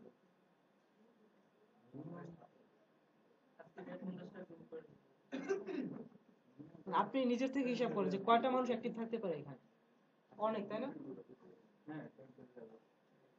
মানে 10,000 থাকুক, 20,000 থাকুক, আমি 10,000 সর্বনিম্ন ধরলাম, ঠিক আছে? তো দেখেন ওরা 10,000 মানুষকে একটা মেসেজ পাঠানোর জন্য কত টাকা নিচ্ছে আপনার থেকে? ৩৫ দিচ্ছে একজন থেকে। টোটাল হিসাব করেন কত টাকা হচ্ছে। মিডিয়ার চেয়ে কোনো অংশ কম না। কোন অংশ কম না কিনা, কারণ ওদের হচ্ছে টোটাল এক মাসে, তাই না? এক মাসে একটা মেসেজ একজনের কাছে দিবে, টাকা নিচ্ছে কত? ৩৫,০০০ টাকা করে। মানে ১০,০০০ মানুষকে একটা মেসেজ এক মাসের জন্য দিবে, কত টাকা? ৩৫,০০০ টাকা। কিন্তু প্রতিদিন আপনি ১০,০০০ মানুষকে একটা মেসেজ দিচ্ছেন, সেক্ষেত্রে আপনার বেশি হবে না? কিন্তু লোকাল মার্কেট এইটা এখন পর্যন্ত মানে ওরকম হয়নি, যার কারণে এখন পর্যন্ত পেমেন্ট একটু কম। কিন্তু যখন হবে তখন দেখবেন হিউজ পরিমাণে কাজ করতে পারবেন। ঠিক আছে? তো দেখেন আপনার গ্রুপের মাধ্যমে মানে কত দিকে বেনিফিট, আর এগুলো এক ধরনের রয়্যালিটি ইনকাম বলতে পারে, তাই না? একবার শুরু হয়ে গেলে আপনার তো কিছু করতে হবে না, এমনিতে চলে আসতে থাকবে। ফেসবুক পেজ লাইক, পেজ একটা করে পিন পোস্ট করে দিবেন, রিয়েল লাইক সব, তাই না? তো এরকম করে ফেসবুক পেজের মাধ্যমে, গ্রুপের মাধ্যমে ইনকাম গুলো করা যায়, বা গ্রুপের মাধ্যমে অ্যাক্টিভিটির মাধ্যমে প্রোডাক্ট সার্ভিস। সবাই অ্যাডমিন ছাড়া তো পেজে কেউ পোস্ট করতে পারবে না। যেমন কনভেনশন পেজ আছে, সেখানে একটা ডকের লিংক দিয়ে দেয়, তারা সবাই পোস্ট করে দেন, তারা একটা বাছাই করে আবার পোস্ট করে। আচ্ছা, ওটা তো নোটস যেটা, তো ওটা তো কেউ দেখতে পারবে না, আপনি লিখলেন অনেক কিছু, ওরা বাছাই করে যখন দিবে তখন না অ্যাপ্রুভ হবে, কিন্তু ওরা তো দিতে হবে, তাই না? অ্যাডমিন ছাড়া তো ওটা কেউ দিতে পারবে না, তাই না? ঠিক আছে? তো দেখেন এই জন্য আমি মনে করি সব থেকে ফেসবুক মার্কেটিং এর জন্য গ্রুপটা বেটার। কোম্পানি ব্র্যান্ডিং এর জন্য কোম্পানি একটা পেজ থাকবেই, এটা তো আছেই, তাই না? আমাদের ফেসবুক গ্রুপে কিন্তু মেম্বার বেশি পেজের লাইকের থেকে। ই-কমার্স সাইটের জন্য কি পেজ ভালো হবে নাকি ই কমার্সের পেজ তো থাকতেই হবে, গ্রুপটা হচ্ছে আপনার কমিউনিটির জন্য, এখানে পেজটাই বেটার? পেজটাই থাকতে হবে, পেজটা থাকবেই মাস্ট। কিন্তু আপনার এই ক্ষেত্রে গ্রুপটা কিরকম হবে, যেমন সেল বাজার রিলেটেড, আপনার যদি নাম যেটাই থাকুক, নাম না দিয়ে আপনি সেল বাজার রিলেটেড করেন বা বাই সেল এগুলো করেন, আমি তো গ্রুপ দিয়ে আমার পেজ করতে পারি, প্রমোট করতে পারতেছেন। ঠিক আছে, আমি গ্রুপ মেম্বারগুলোকে আমার পেজে কনভার্ট করতে পারবো, রাইট? হ্যাঁ ভাই আমার একটা প্রশ্ন ছিল, হ্যাঁ। কারণ আমি অ্যাফিলিয়েশন করতেছি, আমি চাইতেছি কি আমার একটা পেজ থাকবে শুধু ওইখানে ইউএস এর লাইক থাকবে, এগুলো কি টার্গেটেড লাইক কি আলাদা নেওয়া যায় না? টার্গেটেড লাইক আলাদা নেওয়া যায়, কিন্তু এক্ষেত্রে দুইটা ওয়ে আছে, একটা হচ্ছে পেমেন্ট করে নিতে পারেন, আর একটা হচ্ছে আমরা যেটা ভন্ডামি করি, ফেক আইডি করি। এইটাই না আমার রিয়েল ইউএস আইডি। মানে লাইক যেগুলো আসবে ওগুলো তো রিয়েল লাইকে আসবে, আপনি কাজ করবেন ফেক আইডিতে। আপনি যদি বাংলাদেশি আইডি থেকে একটা ইয়ে ক্রিয়েট করেন, যেমন আমি একটু আপনাদের একটু আইডিয়া দিয়ে যাই, এখানে ফেসবুক গ্রুপের ক্ষেত্রে আপনি যদি ইন্টারন্যাশনাল একটা গ্রুপ করেন, যেমন আমার একটা ইয়ে আছে, গ্রুপ আছে ইউএসএ ফ্রেন্ডস নাম, কিছুদিন আগে কিছু বাঙালি ঢুকে মানে ওটা বাঙালি মানে ফেলা চেয়েছিল, মানে বাংলা পোস্ট একটার পর একটা শুধু বাংলা পোস্ট দেখতেছে, আমি তো অবাক। ওটার মধ্যে অ্যাপ্রুভাল রাখেন? অ্যাপ্রুভাল রাখি নাই, ওটা একদম পাবলিক পোস্ট, ওটার মেম্বার অনেক বেশি, অনেক মেম্বার এটা। তো ওইটা করেছিলাম একদম শুরুতে। তো এই গ্রুপগুলোকে কিভাবে মেনটেন করবেন, একটা গ্রুপ যদি আপনি আপনার পার্সোনাল আইডি থেকে করেন, তাহলে কিন্তু এইটার মেম্বার যেগুলো এগুলো কিন্তু বাইরে কেউ আসবে না, সব বাংলা সব কিন্তু বাংলাদেশি আর কি। এটা যত সাজেস্ট হবে সব কিন্তু বাংলাদেশি সাজেস্ট হবে, তাই না? এই জন্য একটু ডিফারেন্ট ওয়েটা ইউজ করবেন। আইপি চেঞ্জ করবো? আইপিটা চেঞ্জ করা লাগে না, আপনি আইডি যেটা ক্রিয়েট করবেন, আপনার একটা আলাদা আইডি থাকতে হবে, যে আইডিটা সব ইনফরমেশন থাকবে বাইরে। ফেক আইডির জন্য, আইডি দিয়ে ফেক আইডির জন্য কিছু ব্যাপার আছে, ফেক আইডি কিন্তু খুব দ্রুত মানে ব্লক হয়ে যায়, এই জন্য কিছু কিছু জিনিস মেনটেন করতে হবে। লগইন করতেছি বাংলাদেশ থেকে, এটা তো ওরা এখন এখানে কিছু ব্যাপার আছে, আইপি হাইড করতে হয় না, আইপি হাইড করে মানে অনেকের আছে পেইড আইপি নাই, তখন কি করবে? এই জন্য আমি আমার শুরুতে এই কাজটা হয়েছিল, যত আইডি করি শুধু 2 দিন পরে পর ব্লক। তো পরে দেখলাম একটা ছোট্ট একটা সিস্টেম, যে আপনি আপনার ইনফরমেশন থাকবে সব বাইরে, লেখাপড়া অক্সফোর্ড ইউনিভার্সিটি, সবকিছু বাইরে থাকবে। না, এটা কান্ট্রি ওয়াইজ করতে হবে, আমি যেই কান্ট্রি দেবো সেই আশেপাশ থেকে আমার সবকিছু দিতে হবে, তাহলে কোনো প্রবলেম হবে না। ওইটাই, মানে যে কান্ট্রি দিবে আশেপাশে সব দিবে। এখন কান্ট্রি যদি আপনি বাইরে দেন, আশেপাশে সব বাইরেটাই দিবেন, কিন্তু লগ ইন করলেন বাংলাদেশ থেকে, তাহলে তো ব্লক। এটা তো আমি দিয়ে দিচ্ছি, এখন কি এটাই বলতেছি, এটা আমি মানে সলিউশনটা বলতেছি যে কিভাবে করবেন। ছোট্ট একটা সলিউশন, সেটা হচ্ছে আপনি শুধুমাত্র লিভস ইন ঢাকা বাংলাদেশ দিন, ঠিক আছে? কারণ ওরা তো দেখবে লিভস ইন আমি কোথায়। যে দীপু ভাই ক্লাস করছিলাম উনি বলছিল এভাবে করতে, তারপর কয়েকটা করছি, একটা দুটো চার স্যার দুই তিনটা ব্লক হয়ে গেছে, ব্লক হওয়ার কথা না। ব্লক হয়ে গেছে। আমি বুঝলাম না এখন ব্যাপারটা। আচ্ছা, অর্থাৎ একটা হচ্ছে লিভস ইন একটা অপশন থাকে, এখন বাস করতেছেন কোথায় আপনি? এখন কোথাও কারেন্ট যেমন অনেকে আছে অক্সফোর্ড থেকে লেখাপড়া করে আসছে, সবকিছু অক্সফোর্ডে থাকতো, অক্সফোর্ডে সবকিছু অক্সফোর্ডে, কিন্তু বাংলাদেশি, এখন তার ইনফরমেশন কি থাকে? বার্তা দিব হচ্ছে ইউএসএ, কিন্তু লিভস ইন বাংলাদেশ, ঢাকা বাংলাদেশ, কিন্তু লিভস ইন ঢাকা বাংলাদেশটা আপনি কখন দিবেন, এটার একটা কিছু ব্যাপার আছে।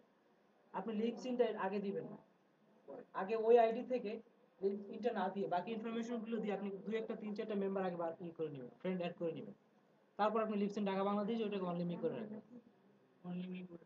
হ্যাঁ, এরপরে দেখবেন মানে যত রিকোয়েস্ট আসবে সবগুলো বাইরে থেকে আসবে। ওই এলাকার ওই আশেপাশে ওই ফ্রেন্ড সার্কেল ওই ভার্সিটি সবগুলো ওখান থেকে আসবে। এরপর ওখানে একটা গ্রুপ ক্রিয়েট করে সবাইকে অ্যাড করে নেবেন। এখন ওই আইডি থেকে আপনি গ্রুপে অ্যাড করলেন, কিন্তু ওই আইডি তো সিকিউর না, যে কোনো মুহূর্তে বন্ধ হয়ে যেতে পারে, তাই না? এই জন্য যে কাজটা করবেন, সব সময় ওই আইডি থেকে গ্রুপটা ক্রিয়েট করার পরে সাথে সাথে আপনার মেইন আইডি যেটা, এই আইডিটাকে অ্যাডমিন করে দিবেন, ঠিক আছে?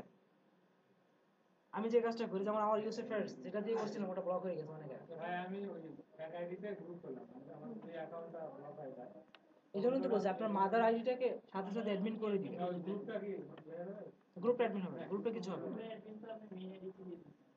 আচ্ছা আমি আমার পার্সোনাল আইডিটাকে ওখানে অ্যাডমিট করে অ্যাডমিন রাখবো। করে দিবেন শুধুমাত্র। আপনার একবার ওই যদি আইডি, এটা ওই আমি গ্রুপটার বুঝি জন্য। যে অ্যাডমিন করার ব্যাপারটা, আরেকবার বলুন। আচ্ছা আচ্ছা আমি আরেকবার একটু বলতেছি, হ্যাঁ।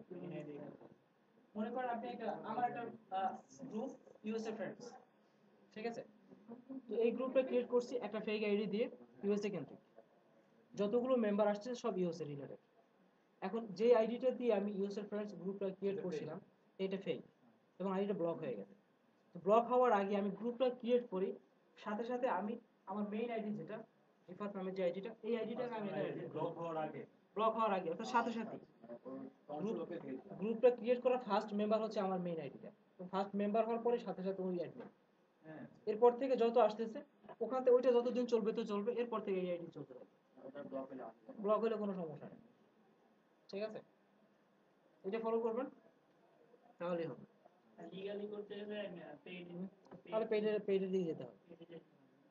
স্পন্সরের যেটা হ্যাঁ, ঠিক আছে। আচ্ছা, আরেকটা হচ্ছে ফেসবুক পেজের থেকে গ্রুপের দ্রুত মেম্বার বাড়ে, তাই না? যেমন ধরুন আপনার ফেসবুক ফ্রেন্ড লিস্টে 500 ফ্রেন্ড আছে, এখন আপনি একটা পেজ ক্রিয়েট করে সবাইকে ইনভাইট করলেন, ঠিক আছে? এখন কতজন ব্যক্তি এখানে লাইক দিতে পারে 500 জন থেকে? আনুমানিক একটা হিসাব করেন, মানে হিসাবটা করুন এইভাবে যে আপনার চ্যাটিং এ থাকে কতজন, কন্টিনিউ যারা চ্যাটিং এ থাকে এরাই তো লাইক দিবে নাকি? 400 জনকে করার পর 50 দিচ্ছে, ফাইন। এখন দেখেন এরপর 2 দিন পরে আর কত হবে লাইক সংখ্যা? না, এটা আমি যখন ফেসবুকে অনেক আপডেট দিয়েছিলাম তখন রেগুলার 10-15 জন করে আসে। রেগুলার দেখেন 10-15 জন, এই 10-15 জন আসে কিভাবে? যারা লাইক দিছে তাদের থেকে সাজেস্ট হয়, তাই না? যে এই ব্যক্তি এই জায়গায় লাইক দিছে, সাজেস্টের মাধ্যমে যখন ওদের ফ্রেন্ড লিস্টে যদি কেউ দেখে ভালো আছে তখন একটা লাইক দেয়। ব্যাপারটা কিন্তু এরকম নাকি? তো ঠিক সেম ভাবে ফেসবুক গ্রুপটাও এরকম। আপনি যখন কাউকে অ্যাড করতেছেন সাথে সাথে ওর ফ্রেন্ডের লিস্টেও অর্থাৎ একটা নোটিফিকেশন চলে যায় অ্যাড করা হয়েছে, আর হচ্ছে ওর ওখানে সাজেশন চলে যায় যে এই গ্রুপে অ্যাড হয়ে গেছে। তখন যার ইচ্ছে সেও কিন্তু এই গ্রুপ ইচ্ছা করে অ্যাড হতে পারে। তো দেখেন আপনি 500 জনকে ইনভাইট করার পরে লাইক পাচ্ছেন মাত্র 40টা, এরপর ওখান থেকে সাজেস্ট হয়ে পার ডে আসতেছে 10 থেকে 15টা, তাই না? কিন্তু সাজেস্টটা কখন হচ্ছে 40 জন লাইক দিছে এটা দেখে সাজেস্ট হয়ে যাচ্ছে।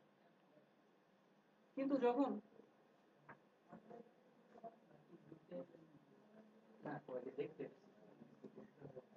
আচ্ছা, তো এখন যখন আপনি এই 400 ব্যক্তিকে আপনি যদি ইনভাইট না করে সরাসরি গ্রুপে অ্যাড করে দেন, তাহলে কিন্তু এই 400 জন যদি ইনএক্টিভও থাকে, এখান থেকে 50 জন বাদে যদি ইনএক্টিভ থাকে তাদের লিস্টেও কিন্তু এটা চলে যাবে, এবং ওখান থেকেও কিন্তু আচ্ছা, যেমন আপনি ফেসবুক ইউজ করেন না, আপনার ফেসবুক একটা আইডি আছে, কিছু ফ্রেন্ড আছে ওখানে, বাট ফেসবুকটা আপনি ইউজ করতেছেন না আইডিটা, এরকম হতে পারে না?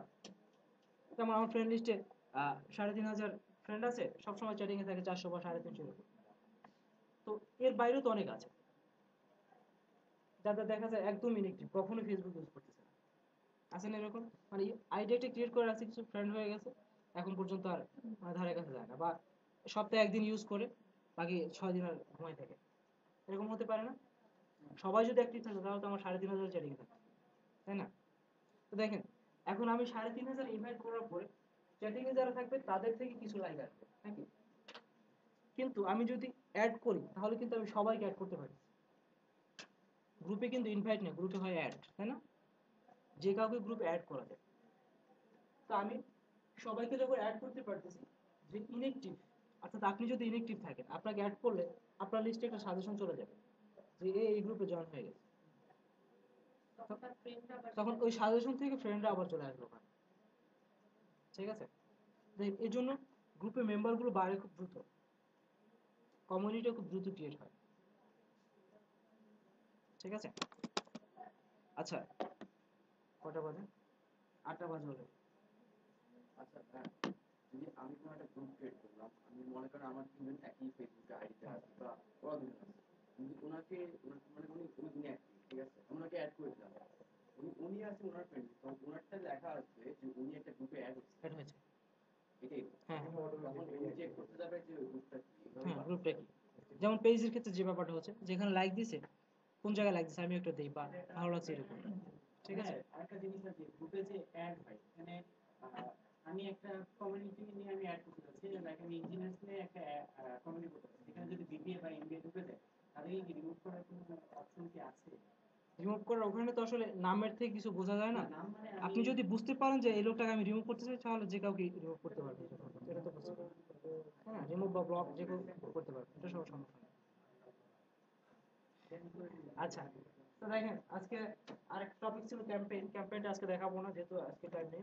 নেক্সট ক্লাসে ক্যাম্পেইন নিয়ে কথা বলবো, আর অনেকগুলো টপিকস আছে সেগুলো নেক্সট ক্লাসে দেখাবো। আর এর আগে একটু গ্রুপটা সম্পর্কে আরেকটু বলি, সেটা হচ্ছে গ্রুপ ক্রিয়েট করে মেম্বার অ্যাড করা। এটা দেখাইলাম, সবাই বাসায় গিয়ে যে কাজটা করে যে গ্রুপ একটা ক্রিয়েট করে সবাইকে অ্যাড করে ফেলে। এখন এই কাজটা কখনো করবেন না। একটা গ্রুপে একটু সময় দিবেন, অন্তত 15 থেকে 20 দিন, 1 মাস সময় দিবেন। প্রথমে গ্রুপটা নিজে ক্রিয়েট করে সিক্রেট করে রাখবেন, এরপরে কিছু পোস্ট দিবেন, এরপর 2-3 জন ফ্রেন্ড ওই রিলেটেড একদম ক্লোজ ফ্রেন্ড তাদেরকে অ্যাড করবেন, তারাও কিছু পোস্ট দিবে, ওখানে আপনি আবার নিজে কমেন্ট করবেন, ওরা কমেন্ট করে, এরকম কিছু একটু একটু মানে রান করবেন গ্রুপটাকে। এরপর আবার কিছুদিন পর আবার কিছু মেম্বার অ্যাড করবেন, এরকম করে করে আস্তে আস্তে যখন অনেকগুলো পোস্ট হয়ে যাবে তখন আপনি মেম্বার বানাবেন। আদারওয়াইজ আপনি একসাথে, আমি দেখলাম একটা গ্রুপ ক্রিয়েট গ্রুপ, একটা নিউ গ্রুপ, গ্রুপের ভিতরে ঢুকার কিছু নেই, 16,000 মেম্বার গ্রুপে,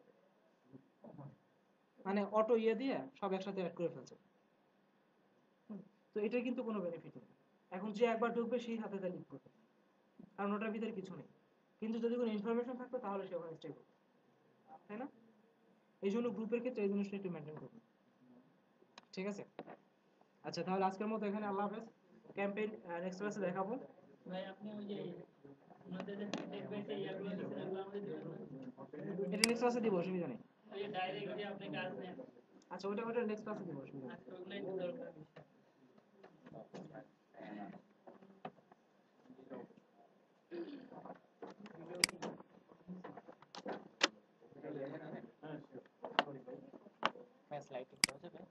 স্লাইডটা আপনাদের ইয়েতে আছে মনে হয়, গ্রুপে আপলোড করে দিলে ভালো হয়। এটা না?